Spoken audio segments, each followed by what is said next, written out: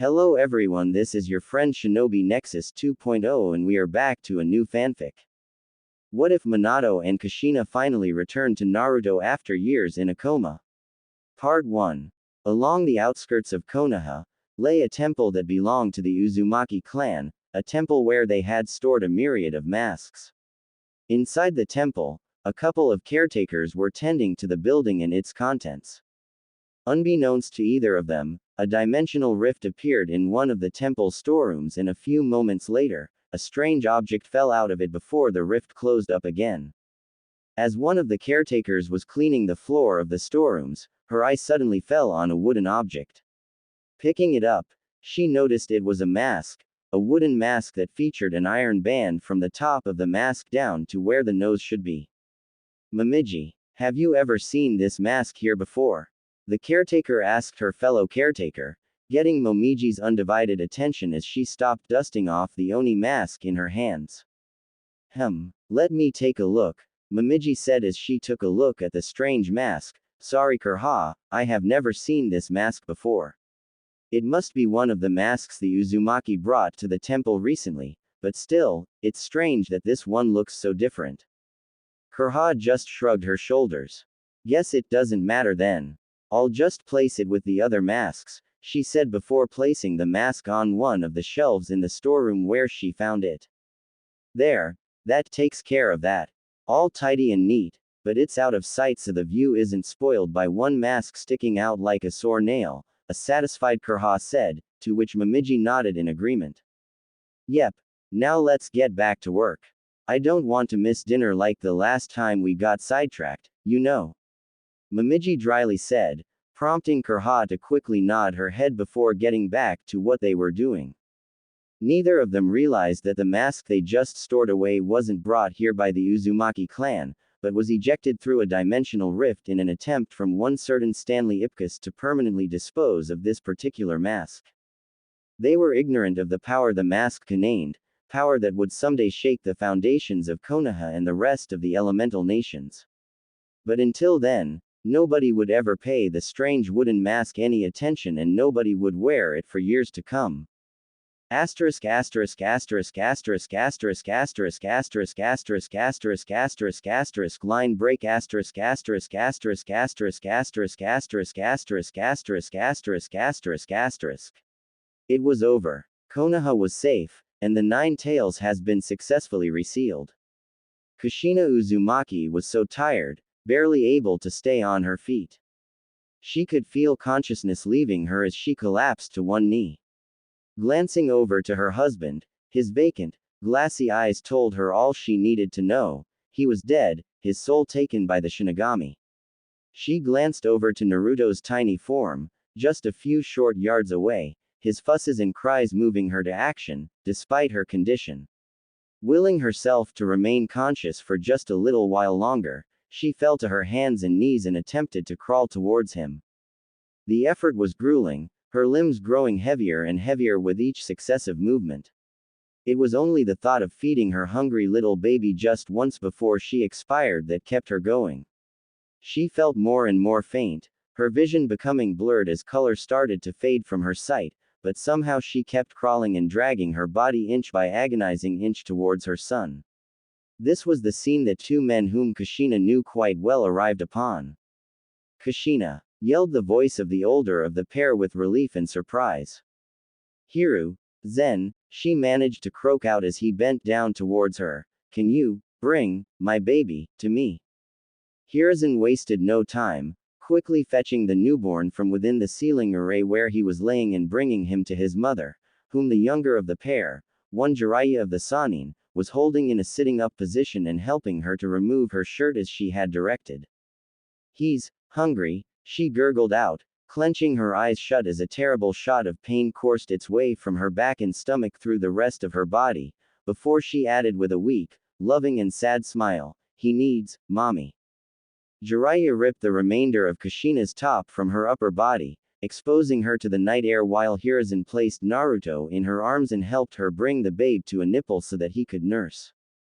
Kushina's smile widened slightly as she felt her memory being drained by her son. At least, I got to feed you one time, my precious, Naru-chan. Kushina's selfless devotion to her baby and her giving the remainder of her life energy into this single act of love moved both men to tears. Kushina's eyes rolled back and shut, her head lolling to the side as she finally lost consciousness. Hiruzen continued to hold Naruto to her as he was still suckling. Once Naruto was finished, he immediately fell asleep. Hiruzen laid the boy down on a soft patch of earth, protected only by the blanket he was swaddled in, before quickly returning to Jiraiya's side.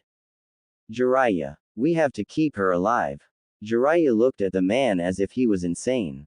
There was no way she would even live through the night.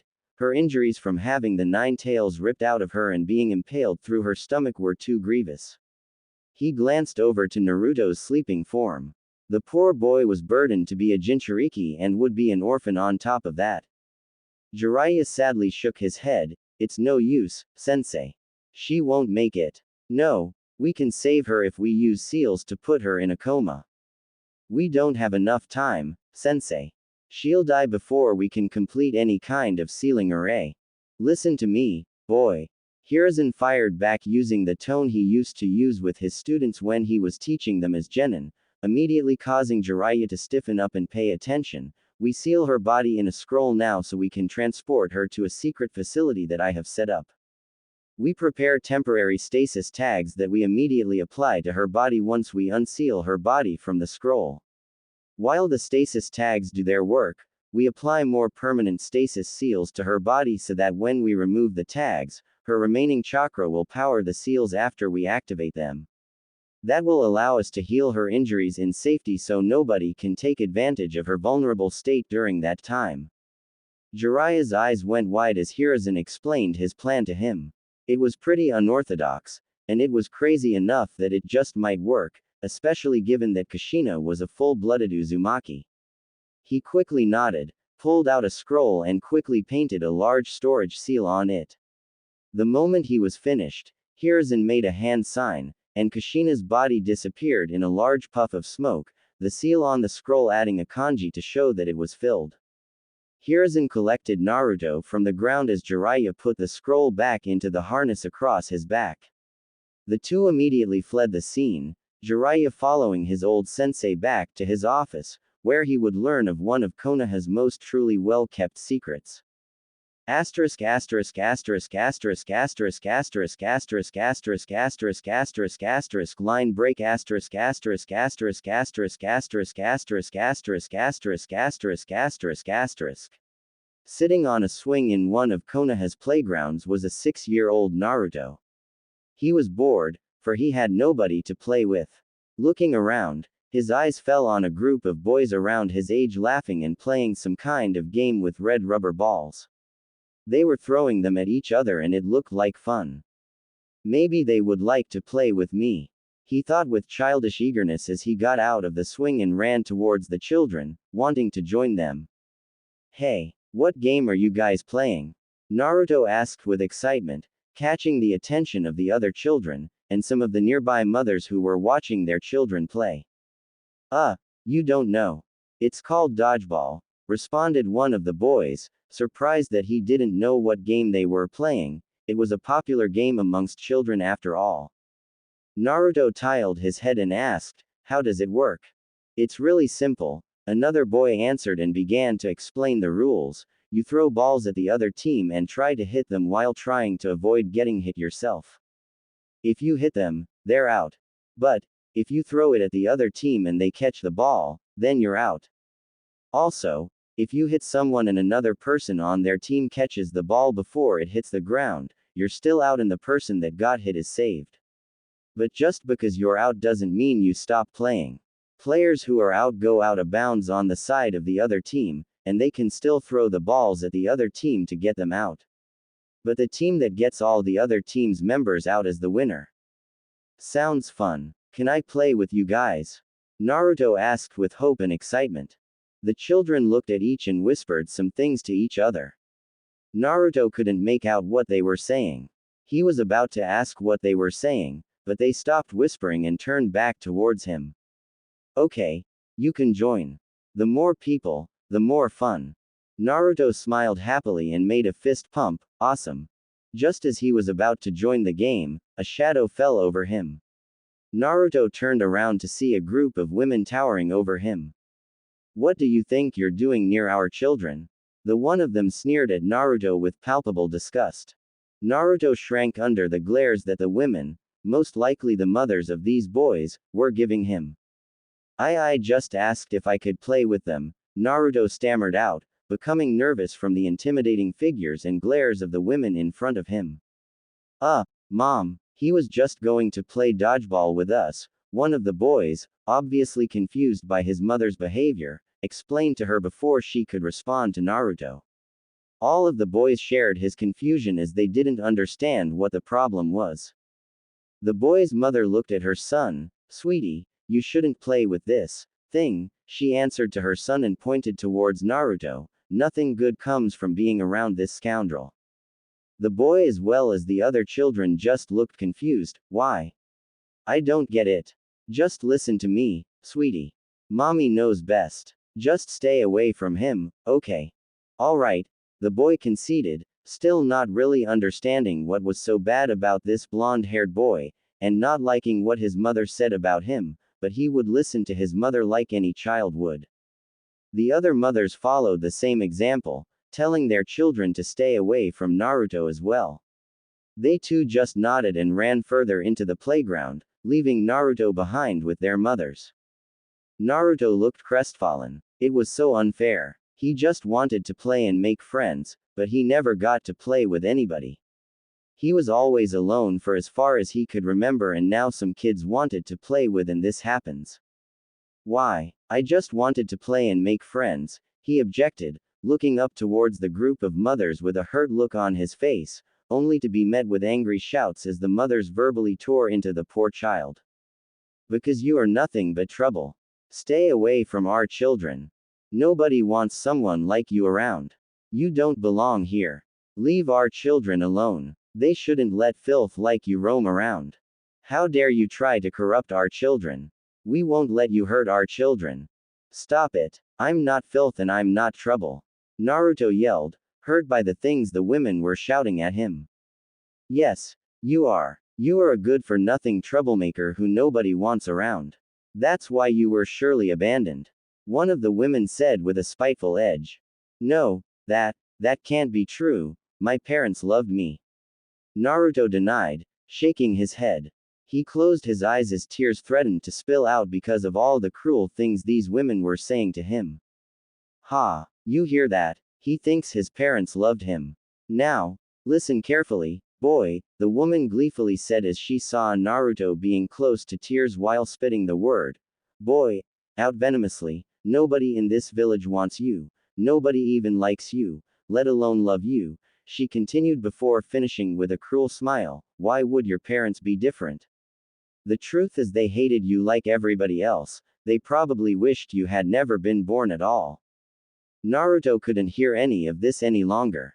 With tears streaming down his face, he turned around and ran away as fast as his little legs could carry him, leaving the group of cruel, short-sighted mothers behind. The mothers all watched as he ran off, smugly satisfied at having put the little wretch in his place. Asterisk asterisk asterisk asterisk asterisk asterisk asterisk asterisk asterisk asterisk asterisk line break asterisk asterisk asterisk asterisk asterisk asterisk asterisk asterisk asterisk asterisk asterisk. Hiruzen was not having a good day. He could swear that the stack of paperwork in front of him was somehow capable of casting the shadow clone jutsu. There just seemed no end to it at times.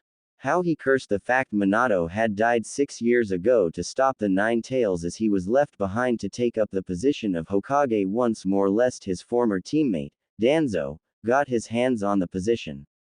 That particular thought made him shudder, considering his old friends in compromising militaristic ways. After what he could only describe as a Herculean effort, he finally managed to work his way through all the paperwork. Taking his first break since his workday started, he took out his glass orb to check up on how Naruto was doing. To this day, he had not been able to heal Kushina, and young Naruto had it very rough without a parent. He did all he could for the boy, even going as far as trying to be a grandfather figure for the boy, but his own efforts were rendered less effective by the constraints of time and of his work. Oh, he was well aware of how intolerant the villagers were towards the poor boy. When he revealed Naruto's status as a Jinchuriki 6 years ago as per Minato's dying wish, the villagers demanded the boy's head. He had passed down a law that forbade anyone to speak of Naruto's burden. He had hoped this would at least keep the younger generation ignorant of Naruto's status as the Nine-Tails Jinchuriki, but it was no use as parents would ensure their children avoided the boy. He smiled as he saw Naruto approach a group of children to play with through his trusty crystal ball. His smile quickly turned to a frown as the mothers of the children forbade them from playing with Naruto and told them to stay away from him before verbally tearing into the boy in a callous manner that left the boy running away in tears. What angered him the most was that he couldn't do anything about it, for they did not break the law and, Hokage or not, he could not force people to change their views. If Hiruzen thought his day couldn't get worse, then he was sorely mistaken. He kept watching as Naruto ran to the spot he would always go to when he felt sad, the Hokage monument, on top of the 4th Hokage's head to be specific. Moments like these make me wonder if the will of fire, the belief that the entire is like a large family unit, died out 6 years ago, Hiruzen sadly thought as he watched the young youth bawl with heart-wrenching emotional pain. Then it happened. His eyes shot wide with worry and alarm as he noted the ominous red chakra that started bursting forth from Naruto's body. Tenzo, a tiger-masked member of Anbu, immediately leapt out of the shadow at the Hokage's command, kneeling before him and awaiting his command. Young Naruto has unconsciously tapped into his tenant's chakra. I need you to aid me in suppressing it before any damage is caused. Hiruzen ordered before he and Tenzo made a tiger hand seal each before disappearing in a puff of smoke. Moments later, both men appeared on top of the Hokage monument, where Naruto laid on the ground, surrounded in a shroud of the Nine-Tails red chakra, writhing in pain. Tenzo glanced at Hiruzen, who gave him brief nod. He knew what to do. Tenzo quickly used the Kakuin entering society with bliss-bringing hands jutsu to produce the kanji for sit on his palm and jumped towards Naruto, touching his chest with that palm before jumping back, a thick strand of chakra connecting him to Naruto. Slamming his other hand to the ground, he made 10 wooden pillars spring up around Naruto in a circular formation. Not wasting any time, Tenzo quickly began using the fabled technique of the first Hokage, Hashirama Senju, to suppress the Nine-Tails chakra within the outlined area. The malevolent shroud of chakra slowly began to recede until it was completely gone, leaving an unconscious Naruto lying motionless on the ground. It is done, Tenzo remarked with notable relief. It is fortunate that we got here as quickly as we did. If the fox had managed to gain a hold of the boy through his emotional state, Kami knows what could have happened, Hiruzen solemnly said, drawing a questioning look from Tenzo. Lord Hokage, if I may ask, what do you mean by that? Is there a flaw in the seal? No, nothing of the sort. The seal is fine. The problem lies in how the village treats the boy.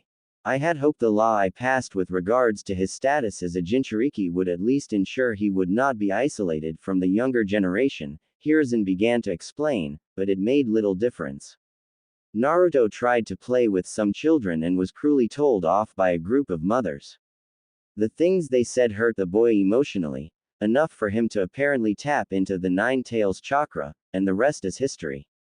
I see. That said, I will have to schedule several meetings with Ibiki for the people responsible for putting the boy in this state, indirectly endangering the safety of Konoha, Hiruzen stated with a steel edge to his voice that clearly belied that despite his old age, he was not to be crossed.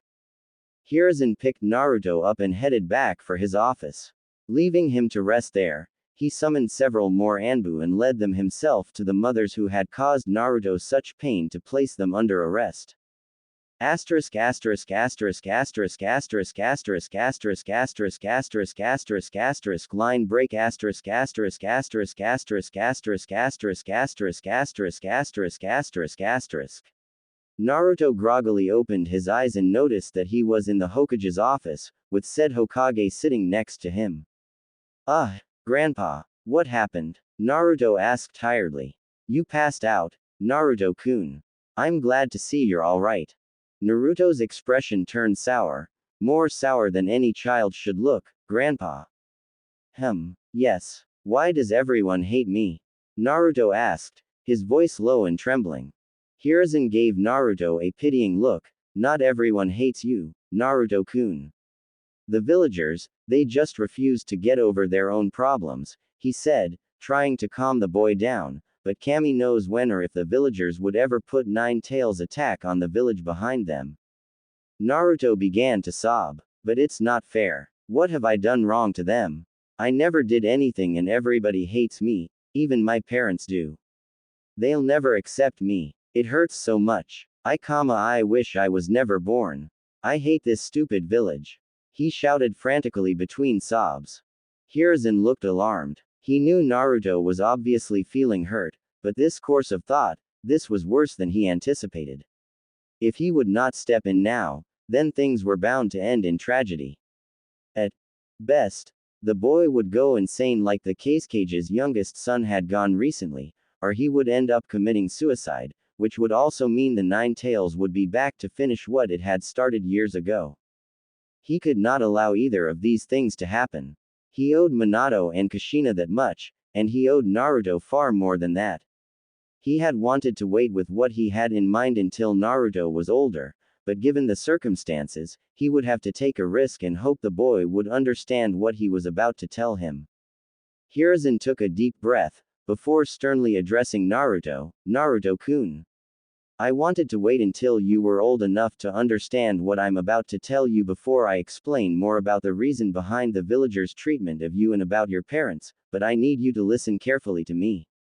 You have to promise me that you will not speak a word of anything I am going to tell you right now, at any time or for any reason. Can you promise me that? Naruto's head snapped up towards Hiruzen and he answered quickly, why yes, I promise. I won't tell a soul. He was nodding his head all the while before he added, although I don't understand why. It's for your safety, Naruto-kun, Hiruzen explained in his professor tone. As you know, 6 years ago, the Nine Tails attacked our village and was killed by the 4th Hokage. That story is not entirely true though. Naruto looked confused with his head tilted slightly. What happened then and what does that have to do with me? The Nine Tails cannot be killed. Indeed, it was defeated. The 4th Hokage defeated it by sealing it away, into a newborn baby. That baby was you. Horror was written over Naruto's face as Hiruzen dropped the bomb on him. Why you mean everybody hates me because I'm a monster? Naruto asked with a quivering voice. No, you're not a monster, my boy. Hiruzen exclaimed. He reached into his robes and took out a scroll and a kunai. Tell me, what do you see here? He asked. That's a kunai and a scroll. Indeed. Now I'm going to seal the kunai into the scroll, Hiruzen said before following suit with action, making the kunai disappear in a puff of smoke. What do I have here now? A scroll, Naruto confusedly answers. Hiruzen nodded knowingly. Yes, Naruto-kun. It's still a scroll with a kunai inside of it, but still nothing more than a simple scroll. Seeing the confused look on Naruto's face, Hiruzen smiled and explained the analogy. It's the same with you, my boy. When you were born, you were a boy, plain and simple. Just like this is a scroll, plain and simple. And just like the kunai was sealed in this scroll, the nine-tailed fox was sealed in you. And just like this scroll with the kunai in it is still nothing more than a scroll, you, even with the 9 tails sealed inside you, are still nothing more than a young boy, plain and simple. You are not the 9 tails, just like this scroll is not the kunai sealed inside of it. Seeing Naruto's eyes widen in understanding and enlightenment, Hiruzen pressed on. The sealing of the 9 tails into you makes you not the demon, but its prison, and because of you, this village is still standing. When the 4th Hokage sealed the 9 tails into you, he wished for you to be seen as a hero, but the villagers haven't been able to move past the hurt over all the loss caused in the 9 tails rampage. I wish it were different, but even as Hokage, I can't force people to change their minds. I see, Naruto responded sadly. He now understood why people treated him so coldly, but it didn't make him feel any better though, if anything, it made him feel worse. Hiruzen noted this. He hoped that what he was about to tell would give the boy a reason to keep going. Naruto, I want you to know that despite their feelings, they have no excuse to treat you the way those mothers did. Earlier, yes, I was watching from my crystal ball over there. And about what those monsters said, about your parents hating you. That's not true, Naruto-kun, he said, snapping Naruto out of his sad mood. But then why aren't they here? Did you know them? Naruto demanded. First off, you have to understand that I didn't tell you about your parents because they made many enemies during their lives. I was going to tell you once you were strong enough to defend yourself from people who would want to hurt you just for who your parents are. Hiruzen answered, for that same reason, I still can't tell you who your father is yet, besides that he died during the Nine Tails rampage, but I can tell you about your mother. Your mother's name is Kushina Uzumaki, and she is still alive. She is in a coma right now, a deep sleep if you will. But why is she sleeping instead of being here? Did she not want me? Naruto asked with obvious worry. Your mother loved you very much and she was prepared to sacrifice herself that night to save your life. She was still alive after the Nine Tails attack, barely, but alive nonetheless. I placed her in a secret facility so that her wounds can heal as she sleeps. I'm still doing everything I can to make sure she will recover, Hiruzen explained before asking, how about I take you there so you can see her? Naruto latched onto Hiruzen and cried, thank you Grandpa, I'd love that. Well, what are we waiting for? Come with me, Hiruzen said with a warm smile as he took Naruto's hand, leading him to the facility where Kushina was slumbering. Asterisk asterisk asterisk asterisk asterisk asterisk asterisk asterisk asterisk asterisk asterisk line break asterisk asterisk asterisk asterisk asterisk asterisk asterisk asterisk asterisk asterisk asterisk. Naruto was silent the entire time as he listened to Hiruzen's stories about what kind of person his mother was as the Hokage led him through the hidden underground tunnels leading from the Hokage residence to the secret facility underneath the Hokage monument, where his mother was kept. He couldn't believe it. He was actually going to see his mother. It was like a dream about to come true. Eventually they reached the room where Kushina was laying. With a grandfatherly smile, Hiruzen motioned Naruto to go inside. Go on, meet her. Even though she won't talk back right now, I'm sure she will listen to you. Nodding his head up and down a few times, Naruto entered the room with nervousness, the kind of nervousness you felt when something you always desired very, very much was within arm's reach, but you were afraid that it was too good to be true, that it would disappear right in front of your eyes when you try to grab it. There she was, lying on a hospital bed with wires and tubes attached to her body in various places and an oxygen mask placed over her mouth. Taking a few seconds to collect himself, he slowly walked up next the bed and took a moment to take in his mother's sleeping form, noting that she looked like an angel. With both hands, he clutched his mother's left hand. Mom, can you hear me? It's me, Naruto, he began to say to her before he choked up. I wanted to meet you for so long, Mom. Grandpa told me you're a really cool and strong ninja. But he never told me you were so pretty, too. Naruto told her with a smile on his face as he was just saying whatever came to mind. I'm 6 already and I'm going to the ninja academy soon. I'll learn cool jutsus and moves, so I can be awesome like you too, and make you proud. And I'll make friends. Oh, and I love ramen too, just like Grandpa said you do. And one day, I'll be Hokage, the Orange Hokage, just you wait. Despite knowing she couldn't respond to him, it still hurt seeing his mother like this, unable to speak to him, and tears began to trickle from his eyes. Please wake up soon, I wanna talk to you for real, Mom. I don't wanna be alone anymore, ya know. Hiruzen watched with sadness from the sides as Naruto continued to pour his heart out to his comatose mother, torn between being happy at finally meeting her, and hurt because even though she was there, she couldn't be there for him. It tugged on his heartstrings to give the boy what may very well be false hope, but at least that hope would give the boy a reason to carry on and drive himself forward, for now at least. Soon enough, Naruto stopped talking to his mother, not knowing what to say anymore. He just kept hold of her hand like a lifeline, trying to comfort himself with her presence in silence. The fatigue from his emotionally and physically taxing day finally caught up with him as he started to doze off. Seeing this, Hiruzen picked him up before he could drop to the ground. Looking to Kushina for a moment, he sighed, "He really takes after you, Kushina. I'm doing my best to look after him while you and Jiraiya can't, but I'm afraid these old bones, best just isn't good enough. Jiraiya can't get here right now because of the ridiculous amount of missions we've needed done that seem to need his personal attention. He needs you." Turning around, Hiruzen exited the facility as he headed for Naruto's apartment to bring the sleeping boy to his bed. Once he arrived there, he quickly and quietly put the boy down to bed, and left as quietly as he came. His thoughts turned to a certain Toad Sage as he walked back to his office to finish some last-minute tasks before he would head home to bed. "Jiraiya, my boy," he whispered aloud to himself, "I need to find a way to better distribute your mission load so that I can bring you back here.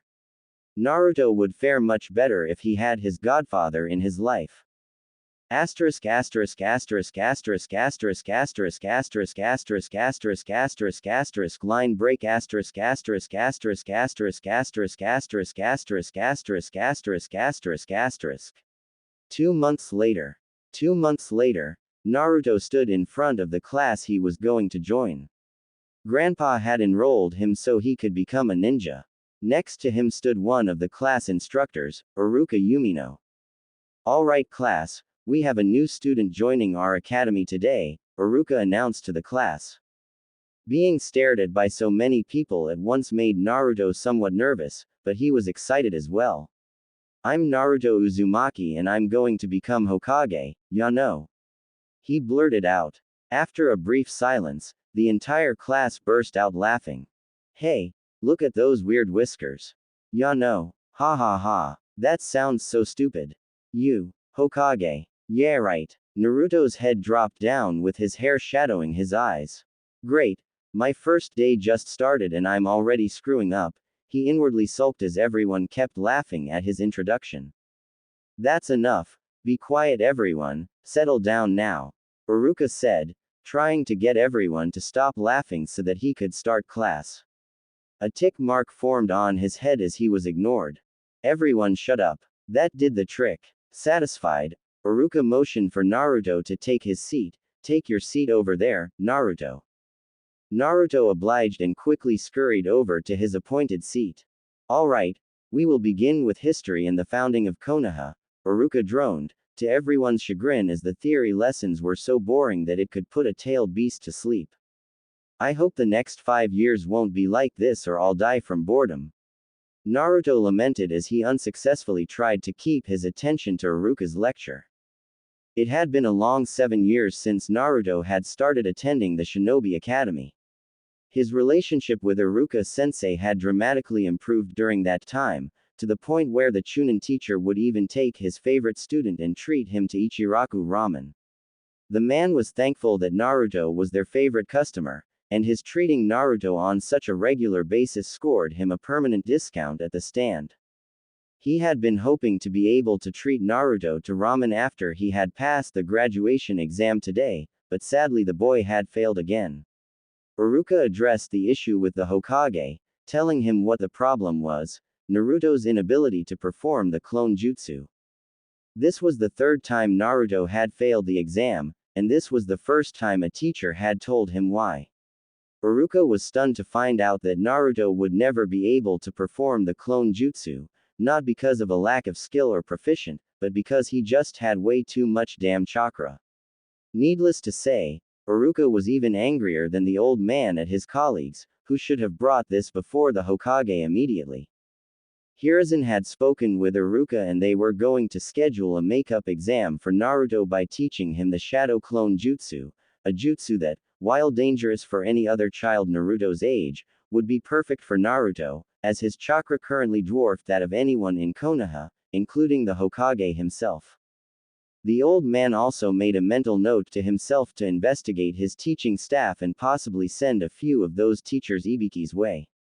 It was so frustrating. When would the stupid idiots in his village ever learn? Besides, his ninja needed to be professional enough to perform their duties regardless of their feelings about the Nine Tails and Naruto. How was the village supposed to be able to rely on its ninja if they couldn't even do that? Iruka, on the other hand, had been on his way to tell Naruto the good news, only to be unable to find him, and then to learn later on that he had stolen the forbidden scroll of sealing. He immediately knew that something was very wrong, and he had to find Naruto before anyone else so that he could find out exactly what had happened. Naruto was a good kid, and he certainly wouldn't do something like stealing a classified village document. He wouldn't even have known about its existence unless someone of Chunin rank or higher had told him. No, it was obvious what had happened. Here, his student had been set up. After finding Naruto, and learning what Mizuki had told him about the makeup exam, Iruka couldn't help but grimace at the irony. Mizuki had attacked them both, and had tried to rattle Naruto by revealing the truth about the Nine Tails being sealed inside him. Iruka immediately stood up for Naruto against Mizuki, only for both of them to become confused by mirthless laughter from Naruto. To both instructors, surprise, this was very old news to Naruto, who simply berated Mizuki for his idiocy in ignoring the most basic tenet of sealing, which is that no object used as a contained ever takes on any of the properties of the object that is sealed within it. After a furious battle, which ended up with Iruka injured, Naruto having demonstrated exceptional mastery of, ironically enough, the Shadow Clone Jutsu, and Mizuki unconscious, beaten to a bloody pulp, Naruto and Iruka found themselves in their current situation. Okay, you can open your eyes now, Iruka encouraged him. Doing as he was told, Naruto opened his eyes. Before him lay Iruka against a tree, sporting injuries from defending him against Mizuki. Besides his injuries and the glaring sunlight, Naruto saw Iruka wasn't wearing his forehead protector. In fact, he was wearing his teacher's forehead protector right now. Congratulations, you graduate, a smiling Iruka said, having seen the jutsu that he and the third Hokage were going to test him on anyway, and to celebrate, I have a surprise. We're going out for ramen tonight. Naruto was at loss for words. After 3 failed attempts and being set up for stealing the scroll of seals, he had finally graduated and become a genin. A megawatt smile broke out on his face as his mind finally caught up with reality. The moment was ruined as 3 members of the Hyuga police force appeared on the scene. 2 of them immediately grabbed Naruto, used their gentle fist taijutsu to incapacitate him, and pinned him down to the ground. The third one picked up the scroll of sealing. Naruto Uzumaki, you are under arrest for the theft of the forbidden scroll of sealing. One of the officers announced firmly and stoically, as one would expect from a Hyuga. Hey, let go of me, I did nothing wrong. Naruto protested. Oh, how he hated these guys. After the Uchiha clan was massacred by Sasuke's older brother, Itachi, the Hyuga clan took over as the police force. Unlike the Uchiha police force, they seemed to have it out for him and they were much rougher and colder in their treatment of him. He couldn't even get away with so much as a harmless prank or they would crack down on him, and not lightly either. And they nearly always managed to find him when he tried to hide. Hyuga-san. Naruto was tricked by Chunin Mizuki into stealing the scroll of seals under the pretense of the theft being a secret graduation exam. There's no need to arrest him like this. Iruka objected to the rough treatment Naruto was subjected to. That's irrelevant, Yumino-san. Uzumaki's role in this ordeal still stands and he will be brought to police HQ for interrogation, the officer who was carrying the scroll coldly rebuked. He motioned to the other 2 to follow him as they roughly pulled Naruto to his feet. Before they could leave, however, 3 Anbu appeared on the scene, one of them of captain rank. Unhand Naruto Uzumaki at once. The Anbu captain ordered the Hyuga officers. What is the meaning of this? The Hyuga who had declared Naruto's arrest demanded, we are apprehending a criminal, here. Do not interfere with our duties. Uzumaki-san is not a criminal, he's a suspected criminal. Aside from that, given that his alleged crime is not of a civilian nature, but a military matter, you are acting outside of your jurisdiction. Unhand him immediately. Bristling with anger and humiliation, the lead Hyuga officer turned to the two holding Naruto and nodded, prompting them to comply with the Anbu captain's order. Very well, Anbu. We've released him into your custody. We will now be on our way. I don't think so, the Anbu captain retorted. You see, not only were we ordered to relieve you of Uzumaki's person, we've also been ordered to bring Uzumaki-san, Yumino-san and the three of you before the Hokage. Excuse me. Don't make this any more difficult than it has to be, Hyuga-san. If you resist our arrest, we have been ordered to use force to bring you to compliance with the Hokage's summons. Once more bristling with anger and humiliation, and also with some fear, the three Hyuga agreed to follow the Anbu to the Hokage building along with Iruka and Naruto. They knew what this meant, the Hokage knew what took place here, and he likely wasn't too happy about it. Asterisk asterisk asterisk asterisk asterisk asterisk asterisk asterisk asterisk asterisk asterisk line break asterisk asterisk asterisk asterisk asterisk asterisk asterisk asterisk asterisk asterisk asterisk. The fears of the Hyuga police officers had been confirmed. Hiruzen Sarutobi was not happy at all with the way they had handled Naruto, and after getting the full story from Naruto and Iruka, he was even less happy with the Hyuga. He ordered them to be taken to Ibiki, and told that they were there for mistreatment of Naruto. The Anbu, who had just offered condolences to the three Hyuga in the form of, "You poor unlucky bastards," immediately used Shunshin to remove them from his office. Hiruzen apologized to Naruto for the way the police force handled him, and aside from giving him a field promotion to Genin, had also given him pay equivalent to an A- rank mission for subduing and apprehending a traitor and for keeping village secrets from being given to an enemy. It was just before 2 o'clock in the morning when he had dismissed the pair of them, allowing them to return to their homes and rest, and informing them of his plans to enjoy ramen with the two of them that night, and that he would pick up the tab. His work, however, was not done. An Anbu he had sent out with a summons reappeared in his office with a rather surprised and frazzled-looking Hiyashi Hyuga. As ordered, sir, Hiyashi Hyuga, the Anbu saluted the Hokage. Excellent. Dismissed. Hiruzen responded, the Anbu vanishing at his dismissal. Lord Hokage, what is the meaning of summoning me at such an hour? Hiyashi asked with respectful annoyance. Hiyashi, I have had enough of the way the Hyuga police force manhandles and mistreats Naruto Uzumaki every single time they invent a reason to apprehend him, and you are here to discuss this with me. The inconvenience of the hour is of no consequence to me at all.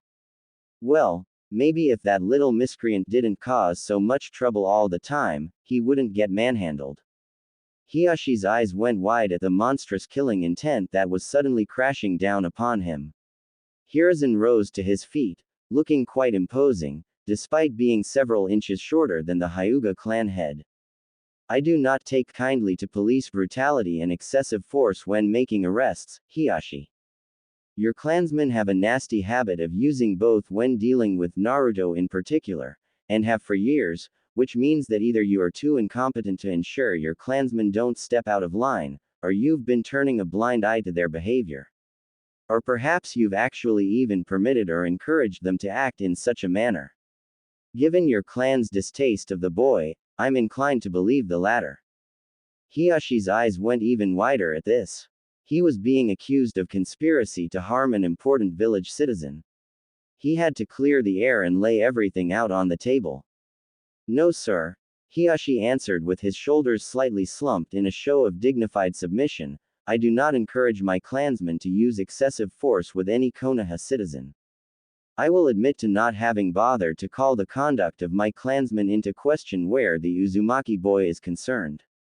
I've operated with faith in my clan's professionalism and therefore did not see reason to doubt their conduct besides the fact that Uzumaki-san has a reputation as a troublemaker and that there seemed to be no real harm done to him. Well, because of your faith, as you put it, 3 of your officers are currently in Ibiki Morino's care. What? You arrested my clansmen while they were on duty? They stepped out of line on this one, Hiyashi.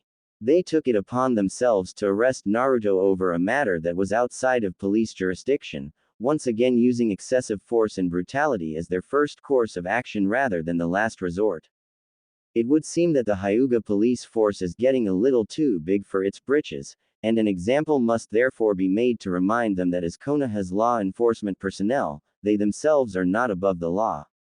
They also need to be reminded that while they enforce the law, Hiruzen leaned forward and proclaimed forcefully, as Hokage, I am the law. I will tell you this once, and once only, rein your clansmen in, or it is they who will be charged and paraded around as criminals. And I assure you that I will prosecute them, and you, to the fullest extent of the law if something like this happens again. Hiyashi tightened his lips together in a thin line before bowing and respectfully answering, I understand, Lord Hokage. I will ensure that my clansmen will not overstep their boundaries and behave in a more professional manner with the boy from now on. See that they do, Hiruzen retorted before returning to his chair to finish further paperwork.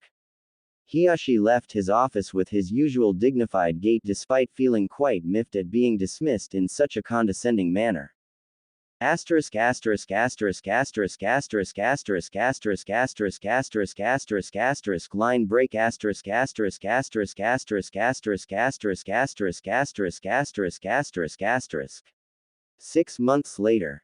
With a sneak attack from below, he had taken his opponent by surprise, knocking her down to the ground, unable to continue fighting. Proctor, I can't move, a grimacing Hinata Hyuga conceded, pain coursing through her body at the slightest movement. Winner.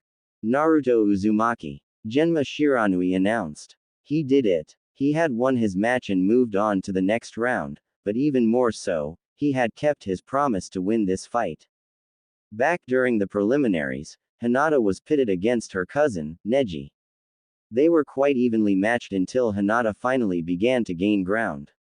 She showed no mercy and left Neji very injured and used the curse seal all Hyuga branch house members were branded with after a brief exchange of arguments.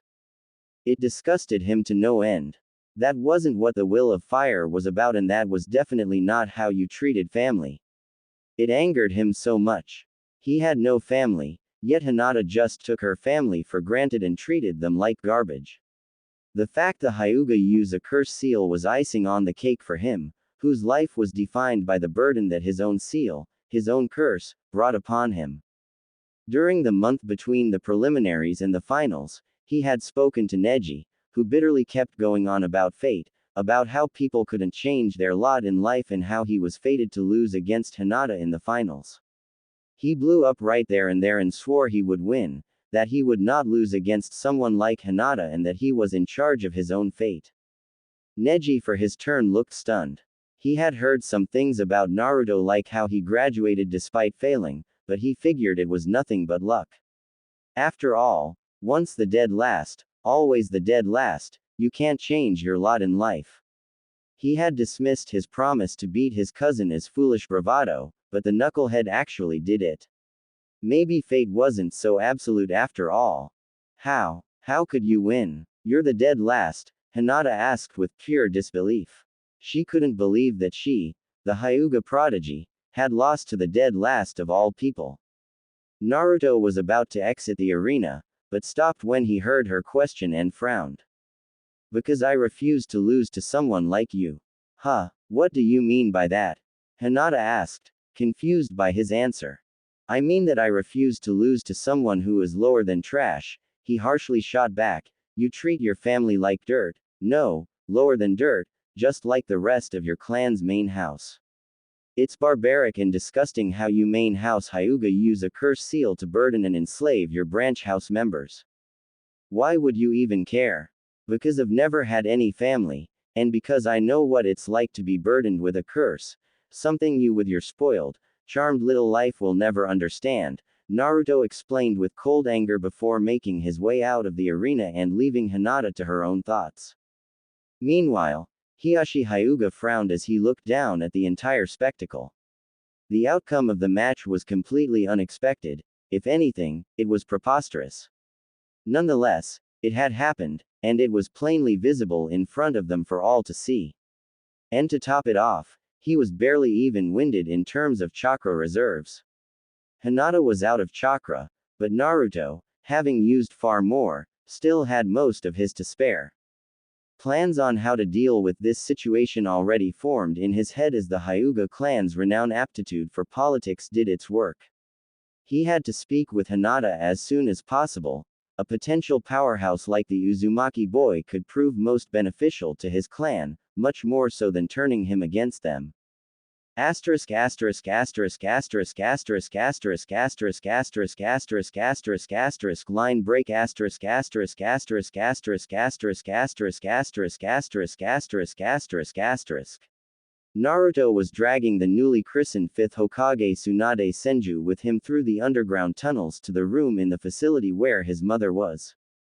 Despite Grandpa Hiruzen's best efforts before he died by Orochimaru's hands in the invasion during the Chunin exams, his mother was still comatose and hadn't shown much improvement. But now that he had the world's best medic with him, who he and Jiraiya had just recently brought back to the village, things were finally starting to look up in a way they never have before. If anyone could make his mother better, it would be Tsunade, and it renewed his hopes of finally getting his mother back in his life. Here it is. This is where Mom is. Naruto exclaimed excitedly. Tsunade walked into the room where his mother was lying and she released a loud gasp when she saw it who Naruto's mother was. Kushina. Kushina's your mother. Tsunade stammered out, looking at Naruto with shock at finding out that Kushina was still alive and that Naruto was her child. Naruto happily nodded his head several times. Yup. But how? I thought she died 13 years ago. Grandpa placed her here to prevent her from dying from her injuries, Naruto explained before his expression turned into one of sadness. Mom's injuries were really bad. Grandpa was able to keep her alive and did all he could, but she's still like this. Tsunade, who glanced over to Kushina's still form. Understanding dawned upon her. Naruto didn't bring her here just to show her his mother. He brought her here because he wanted her help. You brought me here because you want me to heal her, didn't you? When she looked back at Naruto, she saw a desperate child who wanted nothing more than to have his mother back. Yeah, it's just, and they say you're the best medic there is, and Grandpa tried for so long without getting anywhere, Naruto sadly spoke as he wistfully looked at his mother. Please help her. I don't know who else can. I just want my mother. He desperately begged until Tsunade shushed him by putting her finger against his lip before bringing a gentle hand to his face and kissing him on his forehead just like she used to with her late little brother, Nawaki. When she pulled away, she was smiling warmly at Naruto, who was now noticeably calmer. She couldn't say no to the love-starved soul before her in good conscience.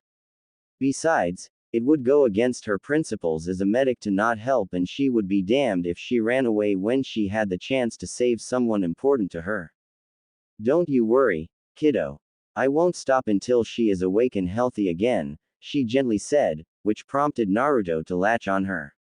She let a soft smile come over her face and put her arms around Naruto's frame as he kept repeating words of thanks, and for a minute, they stayed like that before letting go. Now, let me take a look at her, Tsunade said as she went over to Kushina to diagnose her condition.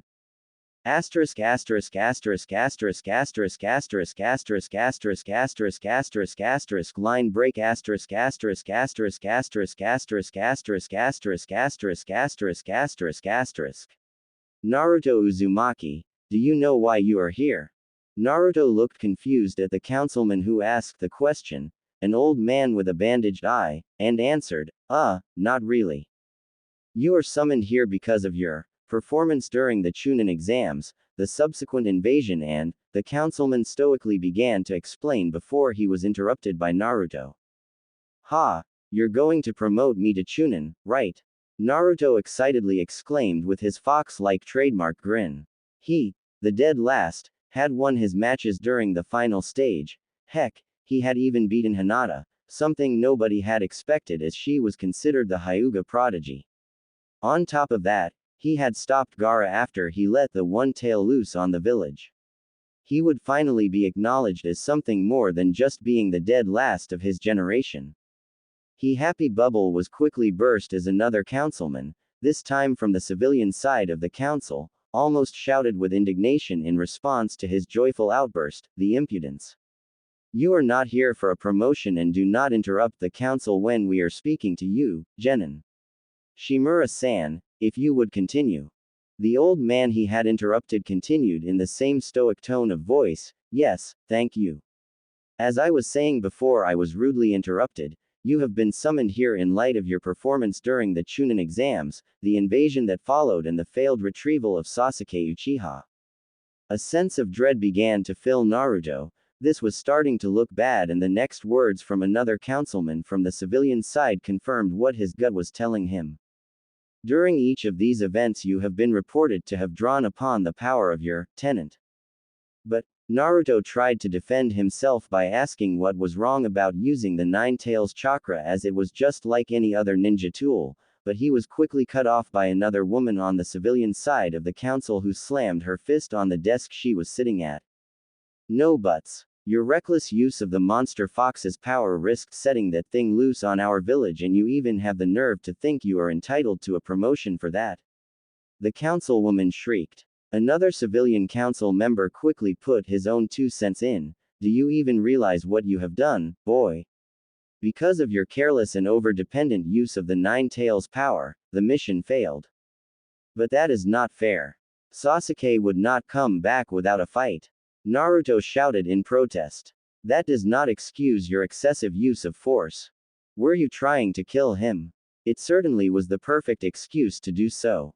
Because of you our village lost its last Uchiha along with its Sharingan bloodline limit.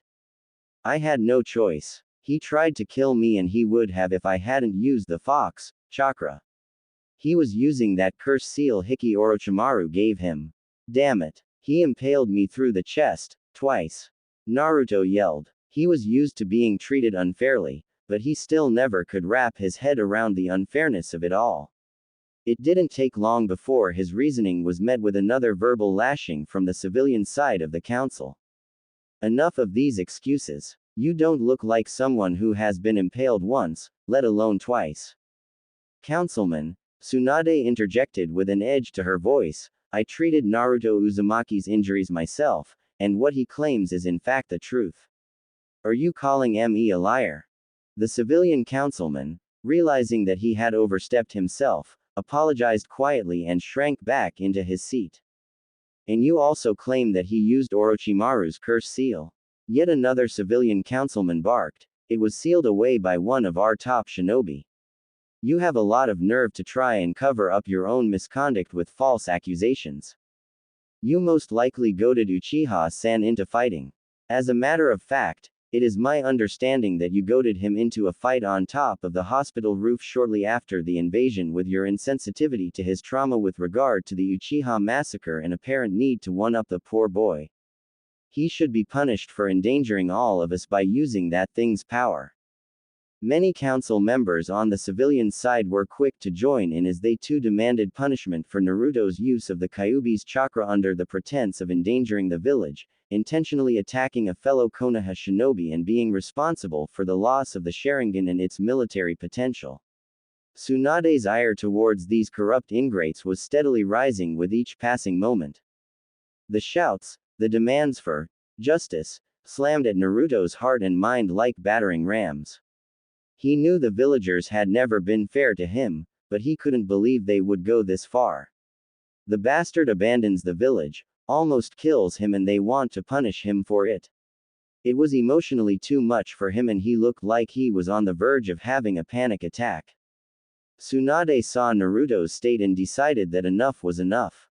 Her temper and killing intent flared, making the civilian side of the council sweat as she cracked down on them. "Idiots. He's the Nine Tails Jinchuriki. He's supposed to use its chakra. That's why he's got it. Should I arrest all of you just because I think you're all idiots to the point where it's a crime?" Seeing her outburst achieved the desired effect of shutting the council up, she added in a threat with a dangerous edge to her voice that warned everyone not to cross her, and I will in turn charge all of you with fraudulent indictment if you so much as attempt to pin these charges on Naruto Uzumaki. Lady Hokage, all reports thus far have stated that Uzumaki-san has always been in a state of anger when drawing upon the Nine Tails chakra, which magnifies that anger and makes him act like what can only be described as a loose cannon. The one-eyed old man who had addressed Naruto earlier spoke, causing the civilian side of the council to look smug while the ninja side of the council murmured amongst themselves as they took in this information. What are you implying, Danzo? Tsunade growled out. Danzo was up to something and she didn't like it one bit. The old man, now identified as Danzo Shimura, evenly responded, I am merely pointing out the facts, Lady Hokage. Danzo, you're on very thin ice with me as it is, Tsunade warned him dangerously. If I were you, I would be very, very careful about pointing out facts, as you put it, so carelessly. One might believe you were attempting to plant seeds of dissent and sedition against the legitimate ruling government of this village. Danzo gritted his teeth in rage, though he kept his lips pressed. He would have to watch himself very closely from now on, as he was beginning to realize that Tsunade Senju was not the woman of weak will and weak character that he had known her to be in her youth or expected her to be ever since she left Konoha. She would not play the games that he and Hiruzen used to play in these meetings, and she had no real reason to want him around. Yes, he would have to be very careful from now on. Shimura-san has a point. We cannot just turn a blind eye to this delicate issue. Something has to be done, Hiyashi Hyuga added, thinking he could use this situation to steer the boy into his clan's reach. Danzo shot a glance at Hiyashi, slightly narrowing his sole visible eye as he did so. While it didn't hurt to have someone vocally agree with him, it would not do to have the Jinchuriki fall in the hands of the Hyuga. He was well aware through his root spies that the Hyuga clan intended to sink their claws into the Jinchuriki by having their clan heiress marry him since the Jinchuriki defeated the Hyuga heiress in the Chunin exams.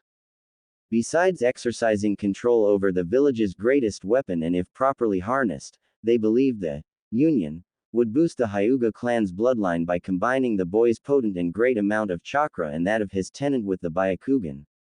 Of course, it was extremely unlikely that such a union would take place at this point. The Jinchuriki had made it no secret that he found the Hyuga heir to be repulsive and disgusting as a person and therefore did not want anything to do with her, and as far as he was concerned, it should stay that way. If such a union were to be successfully arranged, the Hyuga clan would gain too much power and become a threat to the village, maybe even worse than the late Uchiha clan, and that was something he could not allow to happen. Indeed, Hyuga-san. However, Lady Hokage is also right that the Kyuubi's power is meant to be harnessed, Danzo continued, making Tsunade narrow her eyes in suspicion. I suggest we see to it that he will be taught how to use its power properly to prevent situations like this, or worse. To this end, I propose Uzumaki-san will be put under my tutelage. So that's how it is, Tsunade thought. She knew better than to trust Danzo after having read everything Sarutobi-sensei had left behind for his successor. Her teacher had written down about his suspicions of Danzo never truly having disbanded Root after he had been ordered to do so after the Uchiha massacre. She wouldn't let Danzo turn Naruto into another one of his emotionless drones, let alone his personal weapon. Fortunately, she could easily throw a monkey wrench into Danzo's plan and turn the attention back to her by clapping her hands together. I'm glad you mentioned this, Danzo. As a matter of fact, I have already arranged for this, Tsunade announced with a smug look on her face, much to the council's confusion. You see, Naruto's training for the next 2 years will be overseen by none other than Jiraiya himself. Lady Hokage, you must reconsider. That would interfere with Jiraiya's information-gathering duties. My duties, on the other hand, would not conflict with Uzumaki-san's training, and with my extensive experience I am more than qualified for the task, Danzo objected. Once again, the council murmured again. If one listened well enough, one could hear one of the civilian council members say that it would also interfere with Lord Jiraiya's upcoming book. Tsunade dismissively shrugged Danzo's objections off. First off, I'm Hokage, so I don't have to reconsider my decision at all, and secondly, it won't interfere with Jiraiya's duties at all, as Naruto will be traveling with Jiraiya during his training. Besides, I don't see anyone better equipped to oversee Naruto's training considering his expertise with seals. My decision is final. Danzo was seething. That fool of a woman had ruined his opportunity to get his hands on the Kyuubi Jinchuriki. He was no fool and he knew he couldn't do anything but concede, for now. Of course, Lady Hokage, Danzo said between clenched teeth. Now, this goes for all of you, Tsunade warned. Since I've been back, I have been less vocal than I have wanted to be in these meetings up to now because I wanted to observe how this body operates, particularly with regards to Naruto, here. Well, I've observed enough, and this crap stops now. You are all way out of line in the way you've spoken to Naruto about anything related to his ninja career or his duties as a ninja. You are not ninja, nor have you ever been ninja, and therefore you have no right to criticize or make conjectures about what my ninja did or did not do. The room was quiet. The civilians were all stunned at Tsunade's rebuke, while the ninja clan heads were all patiently waiting, guessing that Tsunade had a few things to say to them as well. Tsunade continued, for your information, my orders to Naruto and his entire squad were that if they were unable to subdue Sasuke Uchiha and bring him back to Konoha, then they were to eliminate him. This caused a wide array of gasps and loud vocal objections by the civilians, stating that she couldn't do that, or that it was wrong to place the demon brat's welfare over that of the last Uchiha. It was this last one that Tsunade thought was the last straw. Anbu, she called. Immediately, several Anbu in the room appeared behind all of the objecting civilians, and Danzo as well, and put blades to their necks, exuding their killing intent upon them to keep them silent and cowed. Danzo simply sat there with an unreadable expression, seemingly cool as ice. You may have rescinded the Third's law before I was inaugurated, and obviously since his status is no longer an S-ranked secret, I can't make it illegal to talk about it, but there is something I can and will do about it. I am now instituting the Fifth Hokage's law. Any illegal, negative or malicious behavior towards Naruto that is even suspected to be driven by his connection to the Nine Tails, will be met with swift and immediate execution without exception. This includes any and all of you. Are there any doubts in any of your minds now that I mean business? Fearful shakes of their heads were the civilians' response, while everyone else simply acknowledged their understanding of the new law calmly. Anbu, you are hereby authorized to enforce this new law immediately. So council members, civilian and ninja alike, I suggest you start spreading the word, because my declaration of this law is the only warning this village is going to get. Now, Tsunade continued, to clarify the matter of Sasuke's curse mark being sealed away, the seal used to restrain it is tied to the will and desire of the person on whom the seal is placed. Meaning that the only way the seal would have been able to be used is if Uchiha-san wanted to use it of his own free will. Any more talk of this, and I will declare Sasuke Uchiha a traitor and have him entered into the bingo books as an A-rank rogue ninja with a kill on-sight order. Do not test me. Once more, she was met with a quiet chamber.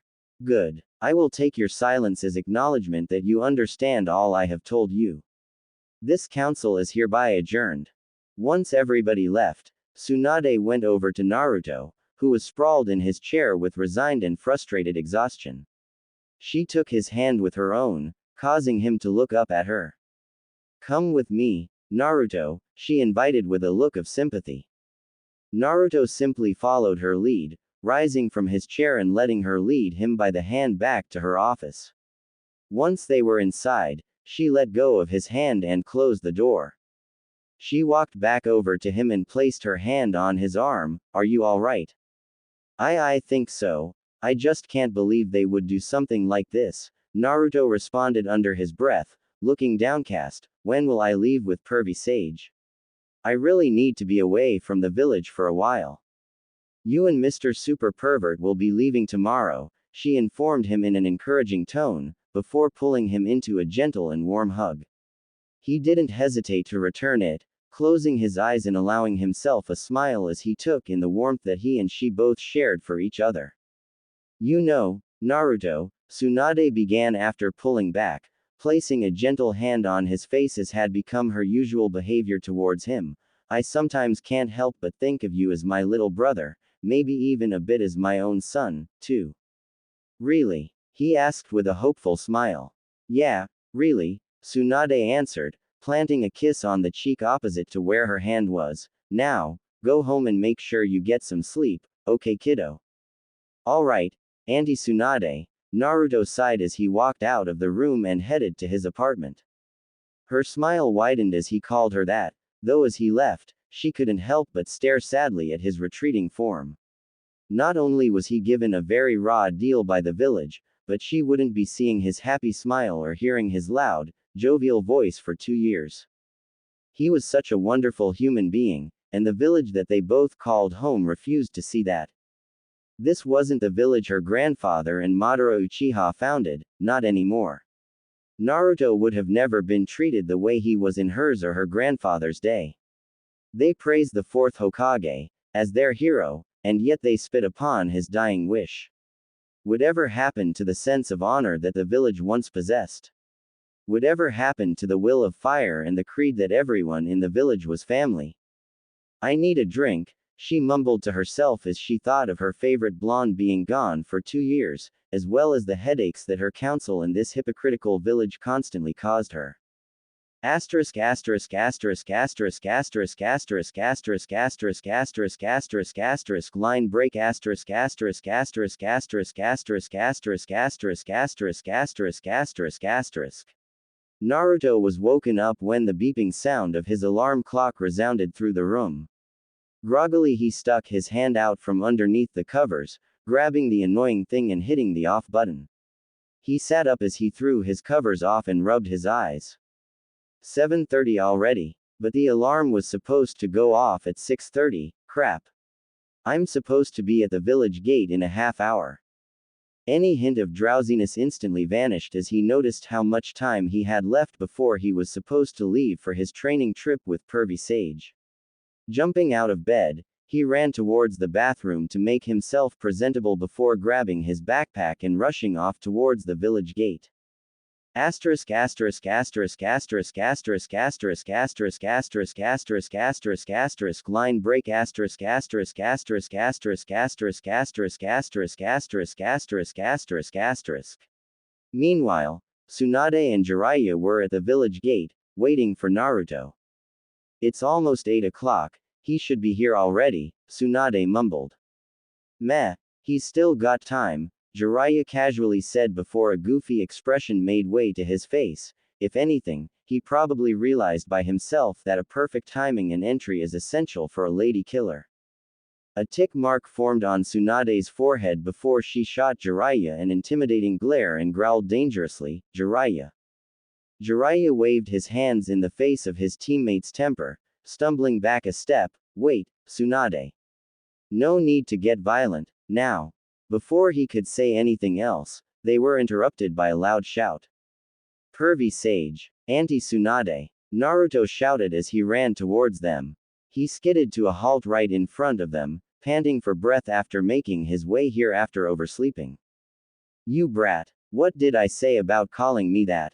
Jiraiya yelled, though he showed no surprise at all at how Naruto addressed Tsunade. Tsunade's response was simply to grin happily at the new term of endearment. You know, you were almost late, Tsunade remarked with a smirk. Naruto sheepishly scratched the back of his head. Hee, yeah, I kinda overslept. Must have forgotten to set the alarm clock an hour earlier. The only thing his explanation earned him was a scrutinizing eyebrow from Tsunade, which lasted for a few moments, making him sweat a bit, before she sternly spoke up, you better not start taking after Kakashi. I won't stand for you turning into a pervert who's 3 hours late to everything if I've got anything to say about it, you hear me? Why yes, ma'am, Naruto muttered, all the while nodding his head up and down. Jiraiya just snorted at that. Bah, Kakashi isn't that bad. If you forget about his tardiness, you could actually learn something from him, like his taste in literature. A bonk on the head courtesy of Tsunade sent Jiraiya crashing face first into the ground, leaving an imprint in the shape of his body. OWW, that hurt. That was uncalled for. Jiraiya complained as he got up and dusted his clothes off, seemingly unharmed. Tsunade just cracked her knuckles. You want another one, pervert?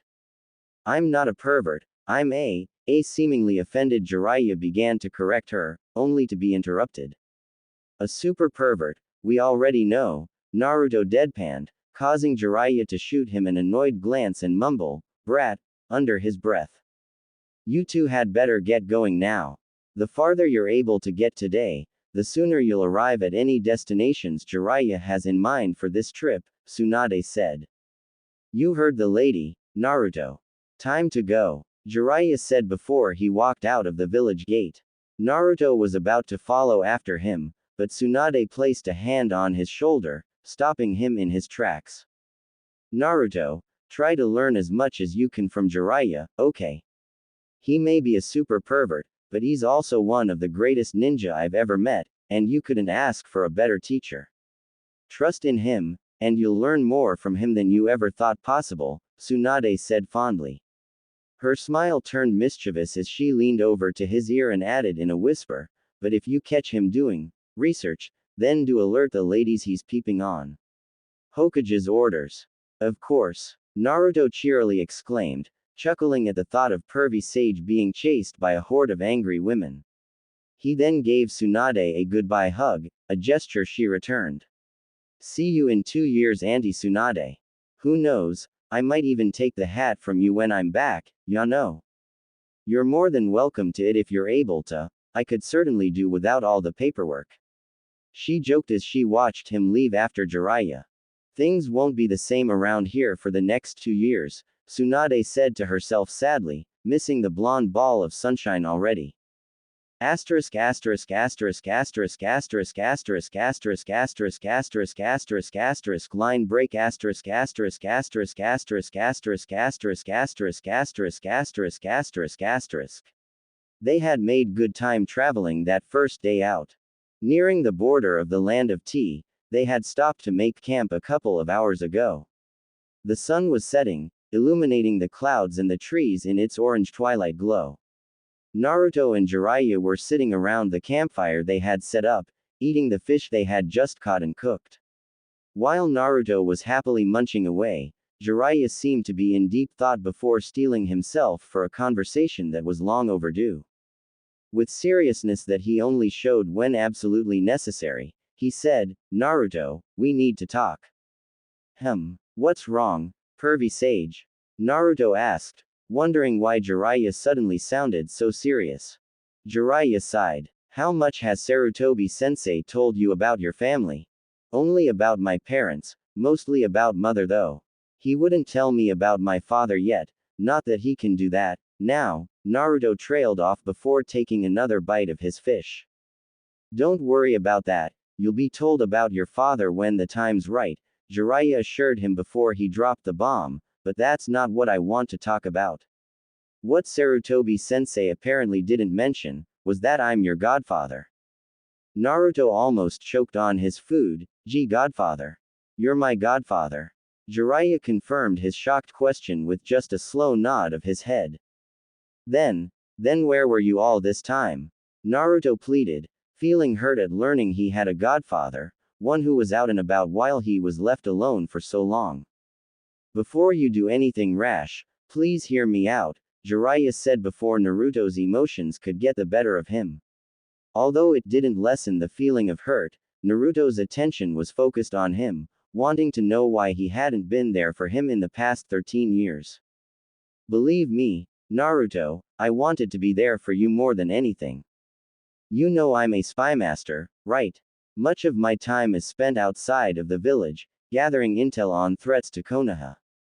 After the Kyuubi's rampage, the village was left vulnerable, a target for the other hidden villages who would want to take advantage of that by attacking Konoha, or by trying to get their hands on the Kyuubi by kidnapping you. I was forced to spend literally all of my time outside the village back in those days. I had to make sure that we were aware of any threats from the other villages and make sure no information about you leaked out of the village to keep you and the village safe, he began to explain. Naruto frowned. Surely that didn't take 13 years, though, right? I was getting to that and no, it didn't. But by the time Konoha got back on its feet, one mission after another kept coming at me, and before I knew it, I was chasing one lead after another in my efforts to eliminate threats. Most of the time I did find things that were important for Sarutobi-sensei to know, or things that would keep Konoha and you safe if they were dealt with or monitored. Orochimaru and the Akatsuki are just two examples of such threats, both of which should ring a bell to you. Before I knew, 13 years had passed already. But you could have least sent some kind of message every now and then. Naruto asked. Jiraiya sighed. I did. I knew I was going to be away for quite some time, so I sent you letters and gifts. I wanted you to at least know who I was, that I did think about you despite my absence, and that I intended to come meet you as soon as I could. From the letters I got back, I figured everything was alright, but in hindsight, it seems you didn't get anything I sent you, and you were kept in the dark about me. Naruto for his part was relieved to know he wasn't just abandoned. He wasn't happy about it, but he understood his mentor, Godfather's reasons and couldn't be angry at him, as it was apparently beyond his control. Although, there was something that still confused him. How come I never received anything you sent? I never sent anything back either. Not saying you're lying, but it does sounds a bit fishy, you know. Jiraiya's eyes narrowed as he recalled his suspicions on the matter. The letters and gifts I sent you must have been intercepted while I received fake letters in reply. After 13 years, shortly after you graduated, my mission load suddenly lessened a great deal, almost stopping altogether.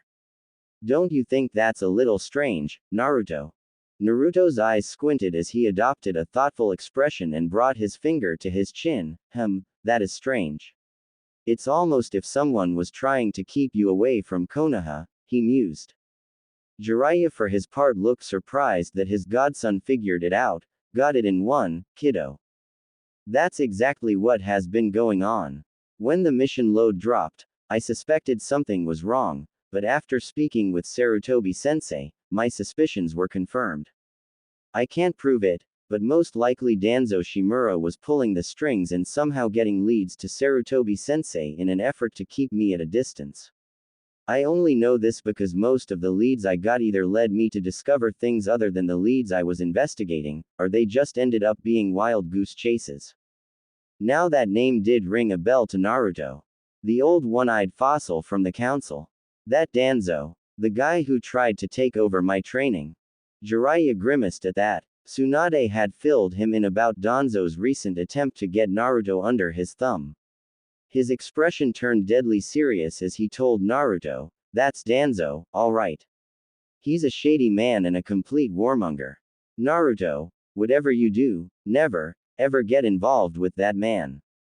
He doesn't see you as a human being, but as a weapon for what you hold. If he could have his way, you would be turned into an emotionless weapon under his command, just like his root ninjas. Seeing the questioning look on Naruto's face, Jiraiya answered in advance, and before you ask, Root is a secretive branch of Anbu under Danzo's command that was supposed to have been disbanded years ago, but they went underground. It's just that nobody has been able to prove it. These guys are conditioned to get rid of their emotions and they are fanatically loyal to Danzo, even more so than to the Hokage. Naruto looked at Jiraiya with wide eyes. He knew people back in Konoha hated him, but he never dared to think people were out to use him like that. I got it, I'll watch my back and stay away from people like Danzo. Naruto paused for a moment before adding, and thanks for explaining everything. It still sucks that you couldn't be there, but at least now I understand why. Glad that Naruto understood and accepted the reasons behind his absence, Jiraiya spoke up again, this time sounding more like his jovial self. Good, now that that's all sorted out, why don't I tell you some more about myself since you haven't gotten my letters in the past years? For the next hour they continued to talk, telling each other about themselves as they tried to make for lost time before they got back to training. Tsunade was performing her usual checkup on Kushina, as she had taken over the duties of monitoring the comatose woman upon herself from the moment Naruto had shown Kushina to her. Shortly after Naruto revealed the fiery redhead's existence to the new Hokage, Tsunade was able to diagnose and discern that although her physical injuries had been healed rather quickly and quite thoroughly, the fact that she had the 9 tails ripped out of her was what truly kept her from recovering. Once she had discovered this, a theory began to form in her mind about possible treatment for the former Jinchuriki. Once she had worked out most of the details and even some of the medical formulae regarding her theory, she had asked Naruto to try and summon a small amount of the 9 tails chakra. It wasn't easy, but between her and Jiraiya's skills, they were able to extract a small amount of the fox's chakra and seal it into Kushina. Once they did this, they released the stasis seals on her body, ready to place her back into stasis should she show signs of deterioration. There had been nothing but good news ever since. Kushina had shown constant, steady and continual signs of recovery. It was a slow process, but the chances of Kushina waking up were much higher than before. In fact, she was certain that it was only a matter of time before Kushina would wake up, and she calculated a 90% chance for Kushina making a full recovery without any lasting harm or damage to her body. She recorded Kushina's vital signs and looked at her patient. Tsunade gasped lightly as Kushina stirred ever so slightly and slowly opened her eyes. She could see that Kushina tried to say something, but having been in stasis for 13 years and in a continued coma for almost 2 years after that, left her quite groggy and lethargic. Easy Kushina. I know you are confused and have many questions, but right now your body and mind both need time to adjust to consciousness again, Tsunade explained in a doctorly fashion. You should be able to get out of bed within the next few days, thanks to your clan's vitality. Anyone else would have been stuck in bed longer, you know. I will fill you in on everything when your recovery is complete. In the meanwhile, I'll see to your needs. Kushina slowly nodded her head, indicating she understood what Tsunade said and did as she was told. Asterisk asterisk asterisk asterisk asterisk asterisk asterisk asterisk asterisk asterisk asterisk line break asterisk asterisk asterisk asterisk asterisk asterisk asterisk asterisk asterisk asterisk asterisk. The next few days felt like an eternity to Kushina.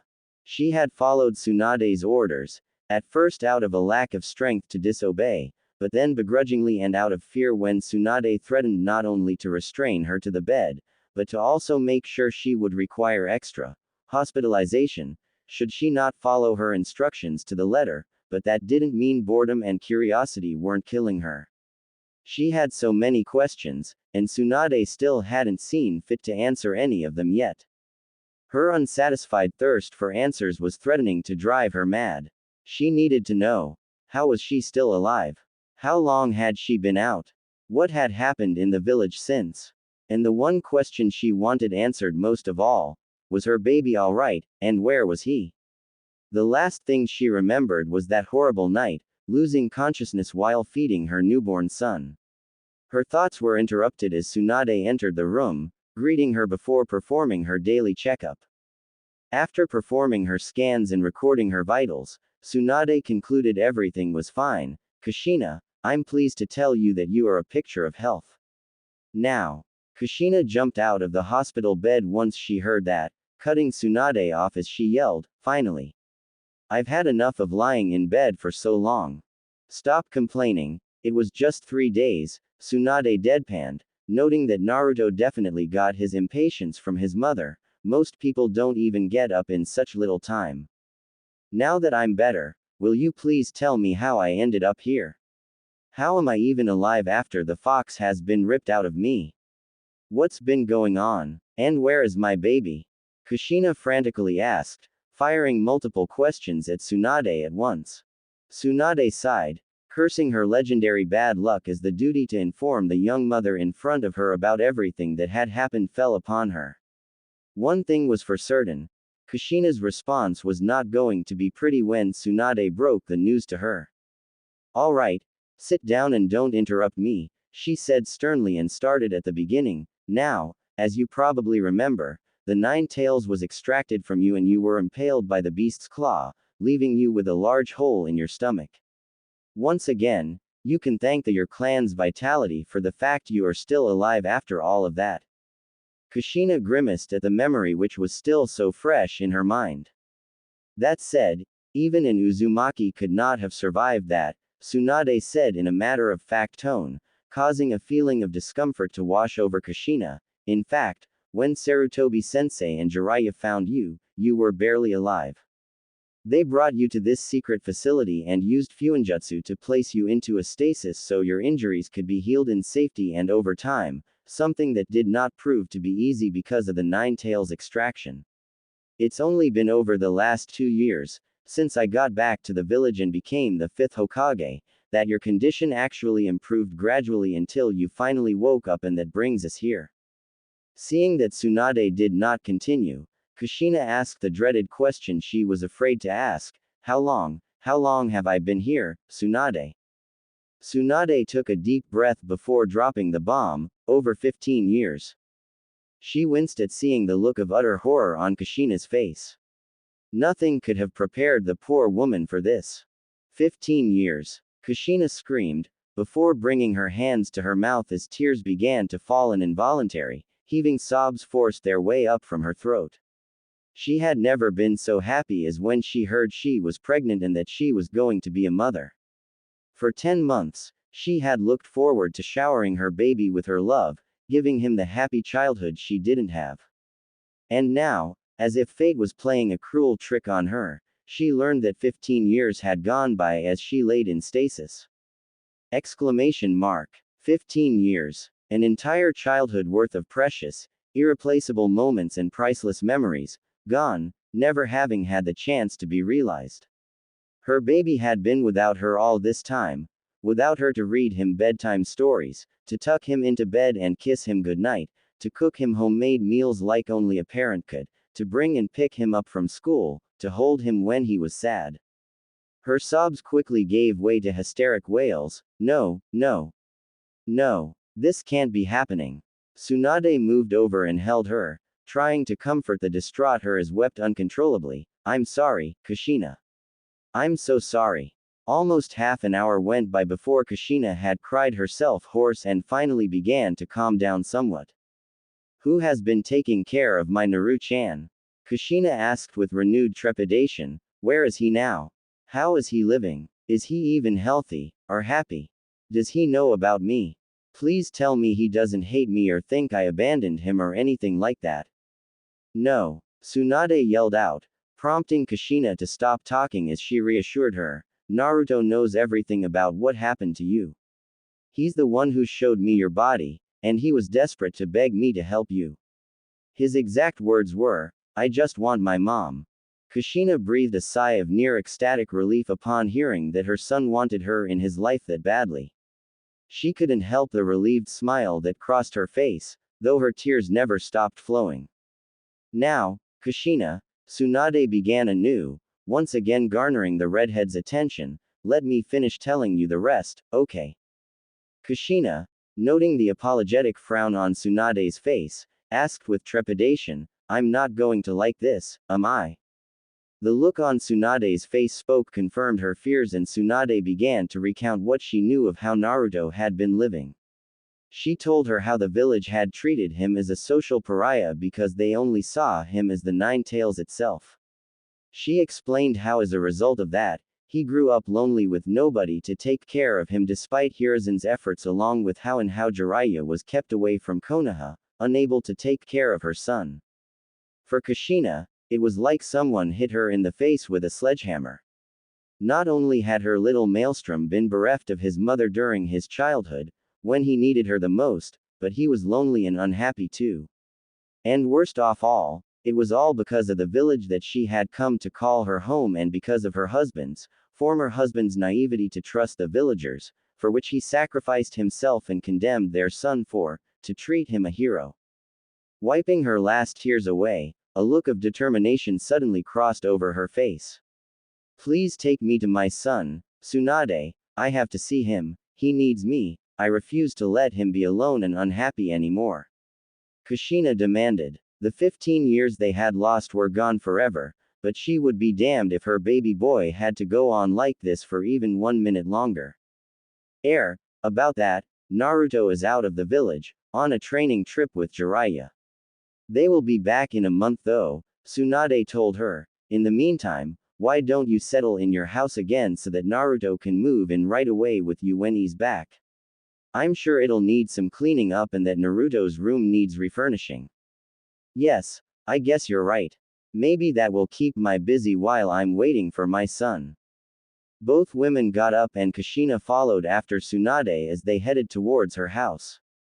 Kushina, suddenly remembering a small detail that Tsunade had mentioned that she had brushed to the side in light of wanting to hear about her son, stopped suddenly and stood stock still. Her eyes widened, she turned to Tsunade, and yelled out in shock, "Wait a minute. You're the Hokage. Asterisk asterisk asterisk asterisk asterisk asterisk asterisk asterisk asterisk asterisk asterisk line break asterisk asterisk asterisk asterisk asterisk asterisk asterisk asterisk asterisk asterisk asterisk." The last month had been excruciatingly long to Kushina. No matter what she did, her mind kept wandering towards her son. Each day seemed to grow longer as the day of her son's return drew near, but today she would finally see her son. It was a very excited Kushina Uzumaki who was bouncing on her feet in eager anticipation as she waited with Tsunade in her office, cloaked under the transparent escape jutsu to surprise Naruto as they had planned. The sounds of loud footsteps and an even louder shout signaled that her tortuous waiting had finally come to an end. Kushina's excitement escalated even further, threatening to overtake her completely, but it was accompanied by anxiety and worry. What if he thought she was weird? What if he didn't want to connect with her the way she wanted to connect with him? What if he thought he was too old to need his mother? Auntie Tsunade, I'm back. Konoha's number one knucklehead shouted at the top of his lungs as he came running into Tsunade's office, slamming the doors open on his way. It was all Kushina could do to keep from dispelling the camouflage jutsu she was under and take the young man before her in her arms in order to smother him in hugs and kisses. There he was, just a few yards away from her. He looked healthy, and very happy if that grin of his was anything to go by. In an instant, she drank in every visible detail she could discern about him and sized him up. He was her son, there was no doubting that. He may have inherited his hair and his eyes from Minato, but he had her face, her smile, and most importantly, her wildly outspoken personality. And if what Tsunade had told her about him was accurate, he had also inherited her spirit and her values, as well. Naruto! Tsunade exclaimed with a wide smile a split second after he had greeted her. She immediately got up from her seat and pulled Naruto in a hug, which he eagerly returned, prompting her to moan with contentment and almost motherly affection. Hee, missed me? Naruto asked with his trademark grin plastered on his face. PFF'd. Not at all. I was having the time of my life with an assistant who hides my sake and nothing but paperwork to look forward to every day for 3 years. Of course I missed you, you silly. Tsunade said with mock indignation before giving him a quick kiss on the cheek. It's good to have you back, kiddo. Things just haven't been the same without you. Taking a step back, she took in his physical appearance. His growth spurt had finally kicked in and he was wearing a new jumpsuit, one that was black and orange, more form-fitting, and did she mention it was not completely orange. My, you've really grown over the last 2 years, she smirked, and I see Jiraiya managed to get you to tone down on the orange too. Yup. They can't call me a squirt now anymore or complain too much about the orange, you know. Naruto grinned before adopting a thoughtful expression and adding, not that there's anything wrong with orange. Tsunade smiled and placed a gentle hand on Naruto's cheek for a moment, glad to see you haven't changed. You're still the same boisterous and exuberant Naruto I know and love. She went back to sit behind her desk and, once seated, asked, so, how has your training trip been? It was great. Naruto crowed before squinting his eyes and putting his finger against his chin, looking like he was deep in thought. Where to start? He pondered for a moment before he began to sum up what he considered the important parts of the last 2 years, all the while using, well, I've learned a lot from Pervy Sage, we've been to a lot of places, and we actually got to make up for a lot of lost time. I'm glad to hear that. And I'm sure Jiraiya will tell me all about it, Tsunade said, frowning at the mention of Jiraiya. Speaking of which, where is Jiraiya? Shouldn't he be with you? Naruto rolled his eyes. You know him. He went off to do his research the moment we entered the village. Tsunade's eye twitched. Her teammate was not a bad person, but he could be infuriating at times. Taking a deep breath, she calmed herself down. Why am I not surprised? No matter. So how is mom doing? Is she doing any better? Naruto asked with a mixture of curiosity and nervousness in his voice.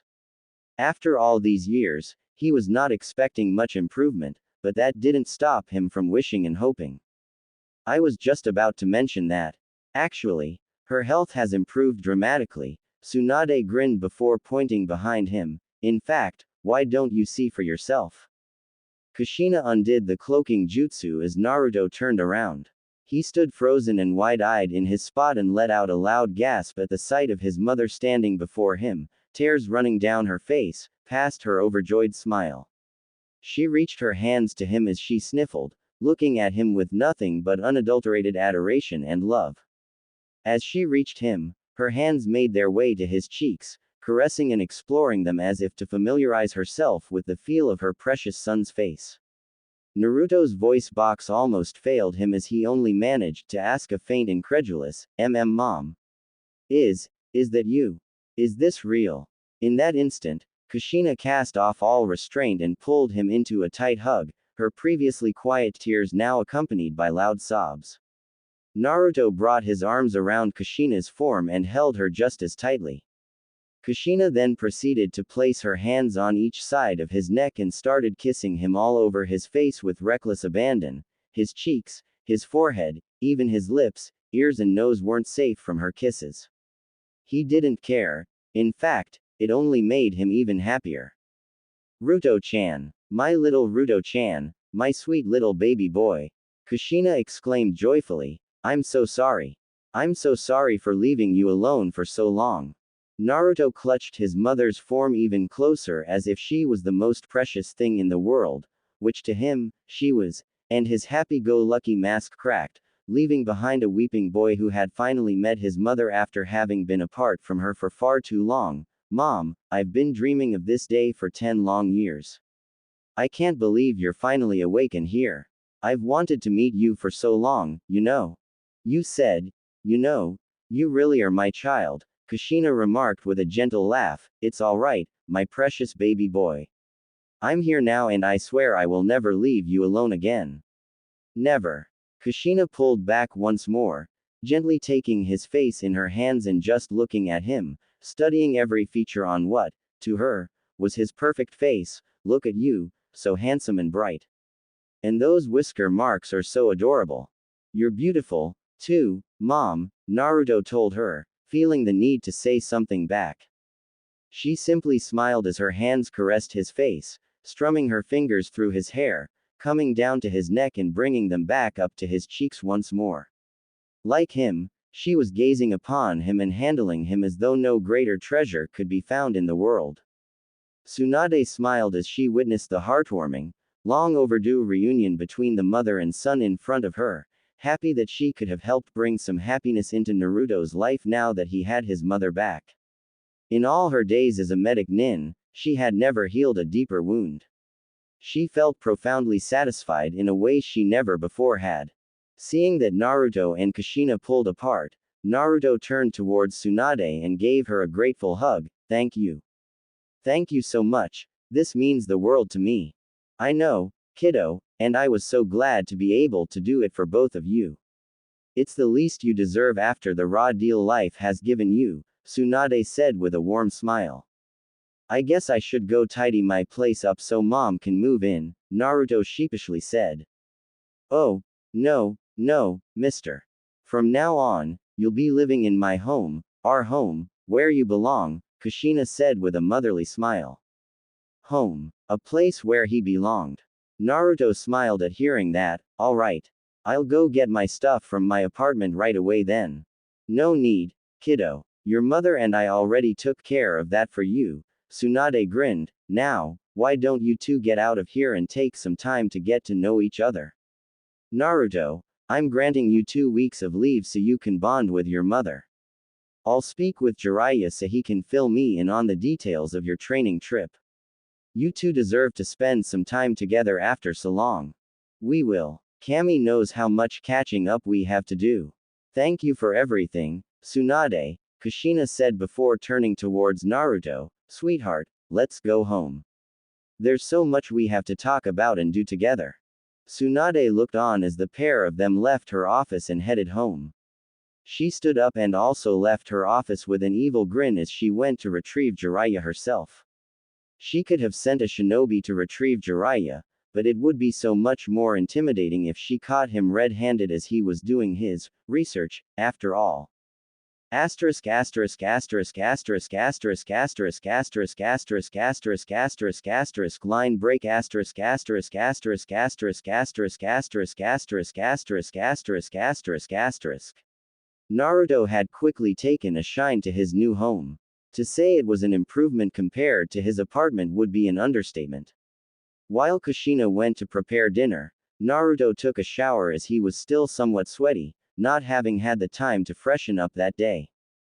Kushina had just finished preparing dinner. This would be the first time her son would have a home-cooked meal, and as such, she had made yakisoba. As she covered the table, Naruto came downstairs, having finished his shower, and took a place that Kushina indicated at the table. He took in the scent of the food before quickly taking a bite. This is delicious, Mom. Naruto beamed with his mouth still full. Kushina giggled at her son's antics. He was just as impatient as she was. I'm glad you think so, although you really shouldn't talk with your mouth full. Naruto looked a little bit sheepish at that as he scratched the back of his head. Hee, sorry, it was just so good, I couldn't help myself. Kushina assured him she understood, and the two of them ate their meal. Once they finished eating, there was a moment of silence until Naruto broke the ice. So, what exactly are we supposed to do? What do you mean, sweetheart? Kushina asked, looking confused. Well, I don't really know how people in families are supposed to be, you know. How are we supposed to talk to each other, or act around each other? What kinds of things should we talk about and what kinds of things should we not talk about? It's just, I don't really know what to do, Naruto said, speaking faster and more confused with each question, clearly belying just how lost he felt. Understanding dawned upon Kushina and she gave him a reassuring smile. Naruto-kun, this is just as new to me as it is to you. I mean, don't get me wrong, I've been part of a family, but I've never been a mother before. I woke up last month expecting to be given a baby boy to nurse only to find out that my baby boy is almost 16 years old, now. Sweetheart, there's no manual for how to be a family. Every family is different, they figure it out and go with whatever works for them, she said before taking one of Naruto's hands in hers and laying her other hand tenderly on his face. And that's what we'll do, we'll figure out how to do this together, and we'll support each other as we learn. We'll laugh together, we'll cry together, we'll even fight with each other from time to time and make up afterwards. But what's most important is that we'll be close, we'll stay close, we'll draw even closer, and we'll grow and learn how to be our own family, together. Unused to such intimate contact from a person he did not have to win over, caused a faint blush to appear on Naruto's face. Naruto began to smile, his unease put to rest. Yeah. I can do that. Thanks, Mom. Over the next few hours, he and his mother began getting to know each other. It was somewhat awkward as neither knew where to begin, so they did it in a way they were familiar with, sharing their likes, dislikes, hobbies and dreams. From there on, the ball simply rolled. Grandpa Hiruzen had told him he really took after his mother, but he never imagined they were so much alike. Kushina was also struck by how much Naruto took after her. The shape of his face aside, he looked much like Minato, but his personality was so much like hers, just like Tsunade had told her. As she listened to Naruto tell her about his life, she had to smile when he told her about his pranks, his missions, how much he liked ramen, and so forth. But she also felt sadness despite not showing it.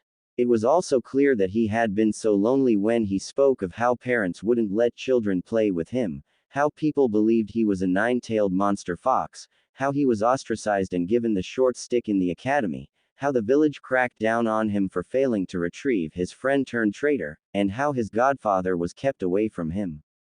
She could relate to the feeling of loneliness and isolation that he expressed to her, even if she didn't have it as bad as he did, or for as long. She couldn't ponder on those thoughts for long as Naruto began to tell her about the prank he pulled before his third attempt at graduating. Hearing that he painted the Hokage monument in a bright orange jumpsuit during bright day was golden. Really? You painted the Hokage monument?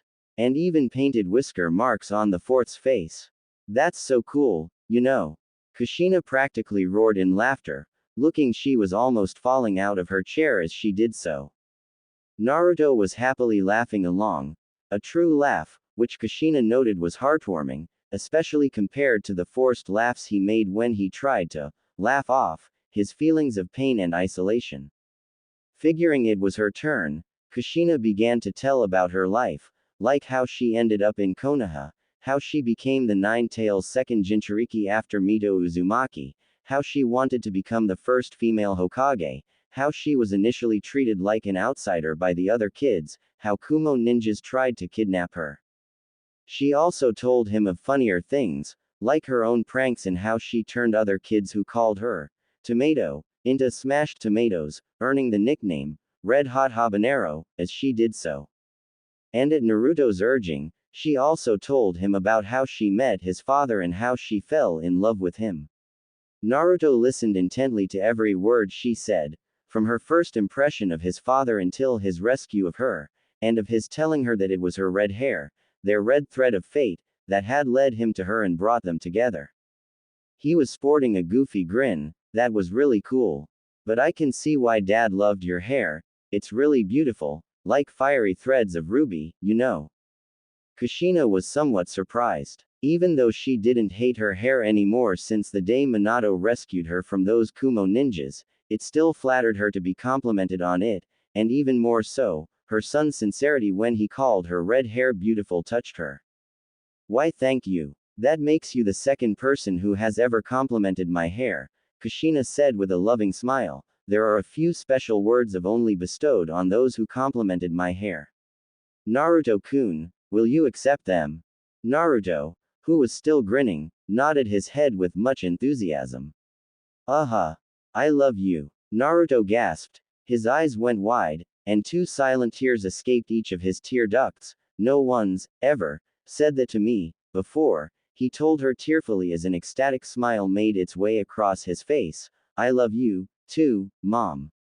I love you so much. After another tearful hug that lasted several minutes, the two of them were able to relax once again. 3 simple words that meant the world to him, especially because for once, he did not have to earn it. This was a mother's unconditional love. His grin turned into a true smile that almost threatened to split his face. Hey, Mom, I kinda forgot to ask in all the excitement, but who was my father by the way? Naruto sheepishly asked before sighing and looking down at the table. I mean, Grandpa explained to me why I couldn't be told about it because I was too young at the time and because Dad's will stated that I'd have to be a chunin before being told, but I don't know how long that will take if the village keeps pulling the same crap they did 2 years ago. Kushina frowned. Tsunade had told her that despite Naruto's feats, he had been denied a promotion to chunin by the village, a promotion that was well earned. He would end up being an eternal genin if the villagers had their way, and the way they spat on his efforts and achievements angered her greatly. That said, she was also somewhat nervous about telling him who his father was, as the truth can be more painful than any sword or jutsu, especially in this case. She steeled herself as she made up her mind and decided to tell him, regardless of what her late husband's will stated regarding the conditions of his being given that knowledge. His will could kiss her merry butt, especially after all the harm that Minato's blind faith in the village had done to her son. The truth had been kept from him for far too long, and she would be damned if she hurt him by denying him the basic right to know of his parentage. Your father's name was Minato Namikaze, the 4th Hokage, Kushina said solemnly, prompting Naruto's head to snap in her direction, shock and horror written all over his face as he connected the dots. Whatever joy Naruto felt at learning who his father was, paled next to feeling of hurt and betrayal at learning his father's identity.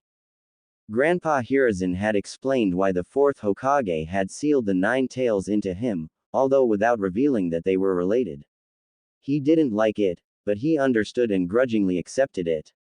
Hell, if he were to guess, based on what he was told, his father probably sealed the 9 tails in him because he probably couldn't ask someone else to sacrifice their own child if he wasn't prepared to do so himself. So yes, while he was peeved at his father being the same man who sealed the 9 tails in him, that wasn't what hurt him. What really hurt him was the fact that his father so blindly trusted the villagers to treat him right instead of having Naruto's own well-being in mind first and foremost by taking precautions in the event the villagers would see him as the monster fox itself. His body trembled and tears began to well up in his eyes, which were quickly followed by sobs. Kushina quickly moved over to hold him to her as he wept, trying to comfort him. "I'm so sorry, honey. I can only imagine how much you're hurting right now and how betrayed you must feel, but I can promise you one thing. I'm here now, and I won't ever leave you or hurt you. And I never go back on my word." The Uzumaki duo remained like that for another 15 minutes before Naruto's tears finally subsided. Kushina looked at her son with profound sadness as she cursed her late husband's foolishness. "Minato, you idiot, look at what you have done to our boy. Asterisk asterisk asterisk asterisk asterisk asterisk asterisk asterisk asterisk asterisk asterisk line break asterisk asterisk asterisk asterisk asterisk asterisk asterisk asterisk asterisk asterisk asterisk." As her son had just went out training with his team, Kushina busied herself with the household chores. She was doing the laundry until the doorbell rang and a familiar voice shouted, "Rise and shine, Naruto," prompting her to go to the door, wondering who it was. When she opened the door, she saw it was Jiraiya, looking like he had seen a ghost. Kushina, is that really you?" Jiraiya stammered in bewilderment and rubbed his eyes to make sure he wasn't imagining things. Surely Tsunade would have told him if she had managed to fix Kushina up. Then again, she might not, considering how pissed she was when she caught him doing his research. "You bet it is. It's good to see you again, Jiraiya." Kushina greeted him with a warm smile of her own, giving the man who was practically family a hug, which he was content to return. Still scarcely able to believe it, Jiraiya asked, "How? When? Come on in. I'll tell you over some tea. We got so much to talk about," Kushina said excitedly, practically dragging the toad sage with her. Jiraiya took place at the table as she served him a cup of tea. Helping herself to some tea, she sat down next to Jiraiya. "So, how are you doing?" Kushina asked awkwardly, not really knowing where to begin. "Hey, I can't really complain, I'm doing quite good actually. I got back from a fruitful training trip with your little knucklehead and the ladies still swoon before the gallant Jiraiya. And I just found out you are up and running," Jiraiya told her. "I mean, don't take this wrong, but after so long, it's almost too much to take in." "Yeah, I get that, considering how hopeless things looked," Kushina said, looking slightly downcast at the memory of the years she had lost in stasis and coma. "Well, you're back again and that's what matters," Jiraiya said and put a hand on her shoulder as he tried to console her slightly. Seeing Kushina pushing the sad expression on her face, he informed her in a more serious tone, "Kushina, there are some other things I need to discuss with you." What is it?" Kushina asked, wondering what bothered the toad sage. "This is awkward, but I was supposed to take care of Naruto, being his godfather and everything, and I tried to, but well, things didn't go as planned, so I was not there during the boy's childhood because of," Jiraiya awkwardly babbled, fidgeting as his voice became smaller, as if he expected an unpleasant reaction from Kushina. "Jiraiya," Kushina said, interrupting Jiraiya and assured him she was not angry with him, "Tsunade already told me everything. I know it's not your fault and you tried your best. I'm not angry with you. If anyone's fault, It's that one-eyed war hawks. Jiraiya let out an elated sigh of relief and scratched the back of his head. Phew, and here I was afraid for a moment you'd blow up on me, hehe. I'm not that bad. Kushina frowned, and relented when she saw Jiraiya deadpan. Okay, I've got a temper, but still. Still, for what it's worth, Naruto and I have been able to spend a fair amount of quality time during our training trip, Jiraiya offered. At the mention of her son and his training trip, she excitably said, "Oh, now that you mention it, I want to know everything about what my baby boy has learned and been up to on the road." And began to fire one question after another in a fit of maternal worry. Did he eat well? Did he brush his teeth every day? You didn't let him gamble or drink alcohol, did you? Jiraiya held his hands up to gesture that everything was fine and reassured her, he's fine. He took good care of himself and he did nothing you would disapprove of, and began to regale Kushina about Naruto's training trip. Okay, the first place we visited was the land of hot water. Kushina listened with rapt attention as Jiraiya told her everything her son had been up to, that he had learned, how he bonded with his godfather. Laughter could be heard through the Uzumaki household as the funnier happenings over the last couple of years were mentioned. Asterisk asterisk asterisk asterisk asterisk asterisk asterisk asterisk asterisk asterisk asterisk line break asterisk asterisk asterisk asterisk asterisk asterisk asterisk asterisk asterisk asterisk asterisk. Over the next several weeks, Naruto and Kushina had gotten to know each other rather well. Tsunade was able to announce to the village that Kushina Uzumaki had been in a coma since the night of the Nine Tails attack, and had come out of said coma a few weeks ago. The village took the announcement of Kushina's survival quite well, the announcement of Naruto being hers and Minato Namikaze's son, not so much.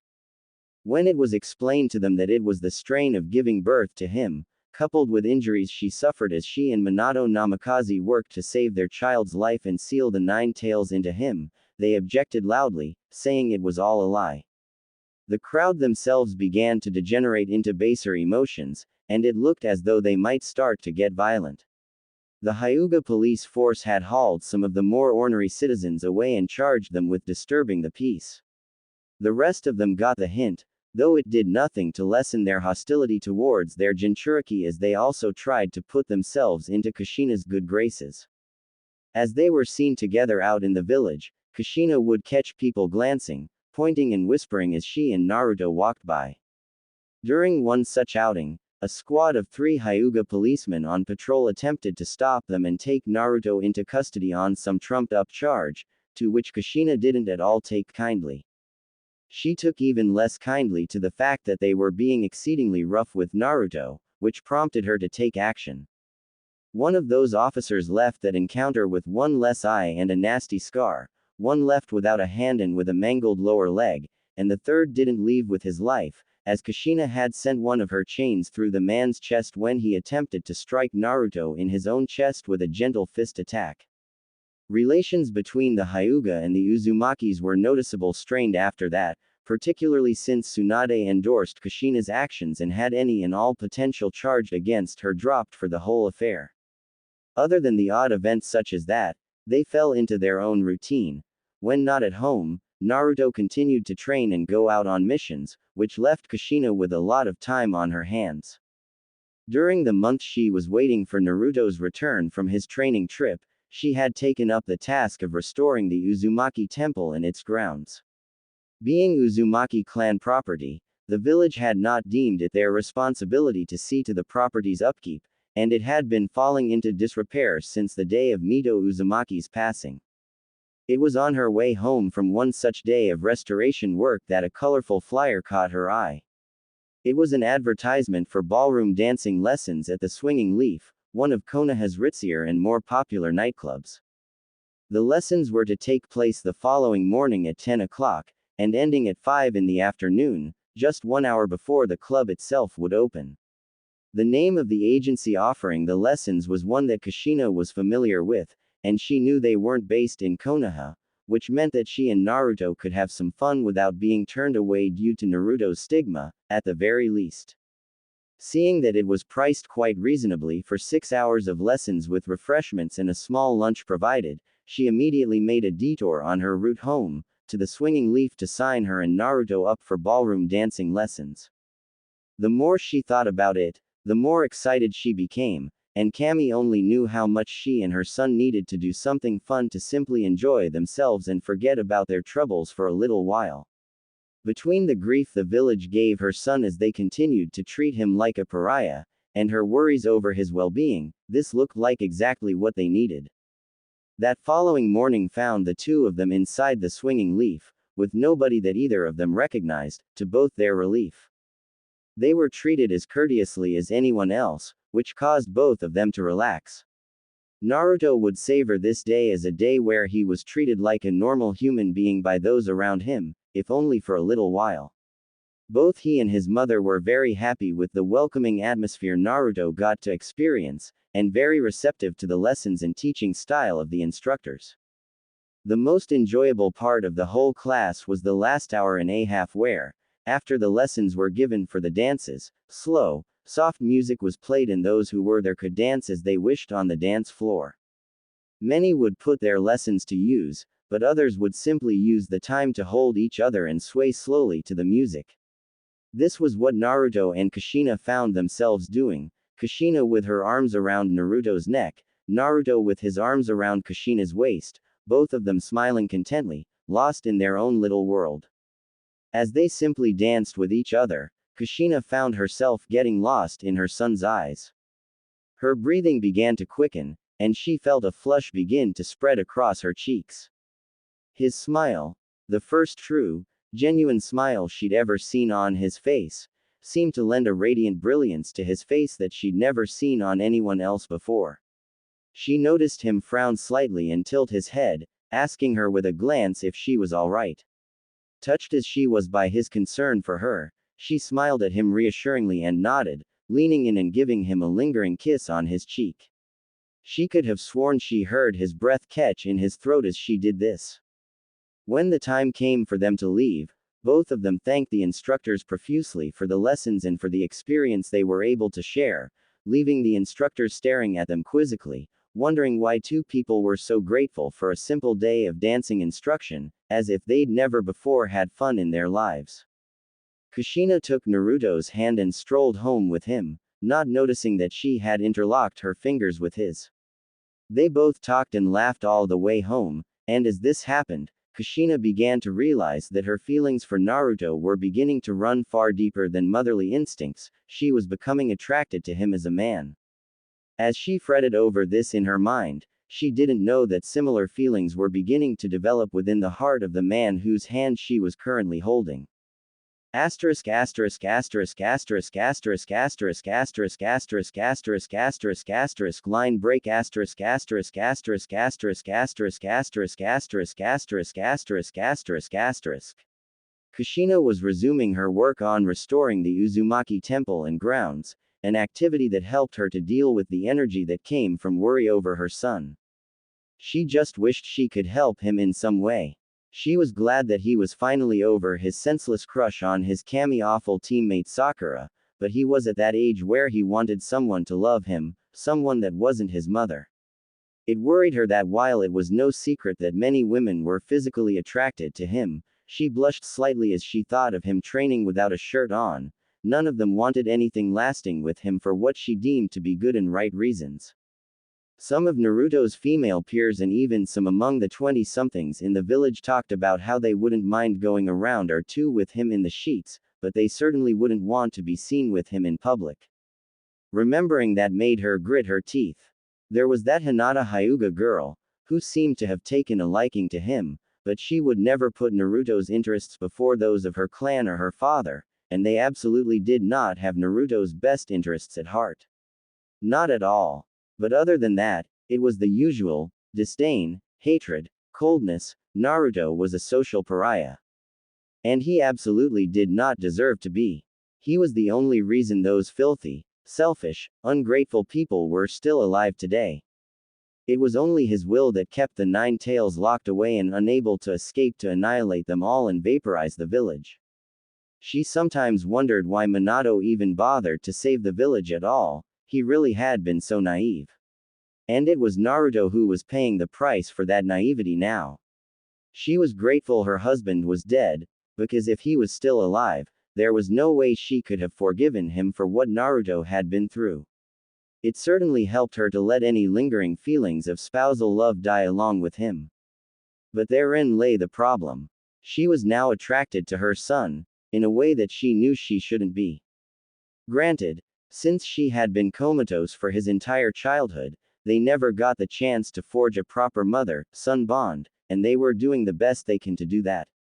They both loved each other deeply, but it couldn't be defined as a love between a mother and her son. She really didn't know how it was for him, but for her, his resemblance to Minato made it easy for her to become drawn to him.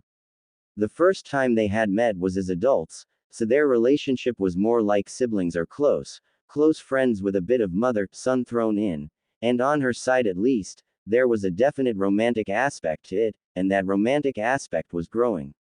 While she knew it was Naruto's similarities to his father that initially attracted her, it was the differences that caused those feelings to deepen. It made her smile yet frightened her at the same time.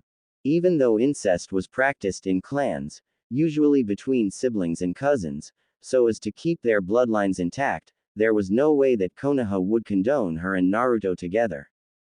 What truly angered her, though, was that it had nothing to do with their being mother and child, except to those who truly cared about both of them. No, the truth would be that to Konoha, she was the revered widow of the great fourth Hokage, while Naruto was the village pariah and scapegoat, and in their minds, Naruto had no right to sully Lady Namikaze's good name and reputation with his advances or his presence. Hell, they said things like that right now. And it disgusted her. While the fear of Naruto coming to harm over such a relationship was certainly real enough, her biggest fear was that Naruto would be as disgusted with her as she was with the villagers if she was to reveal to him her feelings. There was also the fear that if things went bad, she would lose her son forever. And she still loved him as his mother, that she simply couldn't help and it would never change. But it was also her love as his mother and her desire to see him happy that, in a sense, drove her feelings for him in a romantic direction. She was the only woman somewhat close to his age, if being 9 years older could be considered close, that would love him unconditionally, and love him for who he was alone, not what he could do for her. And even if there was no other reason, she was an Uzumaki, damn it. And an Uzumaki took care of their own, no matter what. But Naruto wasn't raised as an Uzumaki. Naruto didn't know what the Uzumaki clan was about, nor did he know what their philosophy and values were. She gritted her teeth even harder at the fact that Naruto was in fact not raised at all, much less as an Uzumaki. Konoha had forced him to raise himself. From what she knew, Jiraiya had been kept away from him through manipulation. And Tsunade hadn't ever been made aware of the fact that he was her son until Naruto had shown the renowned medic the bunker that had housed her comatose body. Her thoughts were brought back to the present when she reached for more debris to clean up only to find none. She had mindlessly removed the last of it as she had been lost in her thoughts. Now that she had finally cleared the last of the debris after months, she still had some energy she wanted to work off, and her mind was wandering too much right now for her to engage in training, so she started immediately looking for the remaining scattered masks and other articles of the temple that were haphazardly strewn about. She decided to place them in one of the storerooms until she could get some shelves in and figure out what to do with them. As she was placing some of the masks in said storeroom, her eye caught a particular mask that looked very out of place in this temple. It resembled none of the porcelain, ceramic masks that represented the Shinigami, but instead it was carved from some kind of wood and had an iron band from the top of the mask down to where the nose would be. "What's this doing here?" she muttered aloud, a confused yet intrigued frown adorning her features. "This isn't one of the Shinigami's relics." She looked it over and turned it around to look at the inside of it. She saw a green luminescence that shifted from the left side of the mask to the right, and she could somehow feel its power. It was as if the mask was encouraging her to try it on. In an almost hypnotic fashion, she slowly brought the mask closer so that she could inspect it further. Once it was only a few inches away from her face, it leapt out of her hands and pasted itself to her face with what felt like suction, releasing what appeared to be a puff of green smoke when it did so. The mask immediately began to grow and mutate, rubbery tendrils whipping out from its edges, circling around her head and melting together at the back, sealing the mask in place. Kushina managed little more than a short surprised squeak before the mask began to writhe and contort like a lump of clay being kneaded, along with a sound akin to balloons being twisted and bent by a conjurer. The metal bar that ran down the middle of the mask sunk into the mask as the mask's solid, yet inexplicably flexible, wooden texture began to soften until it was closer to semi-molten wax, brightening from a dull green into a bright lime green in the process, and clamped itself down more firmly, molding itself to the contours of her face, and poured into her nostrils, lips and eyelids. Exclamation mark.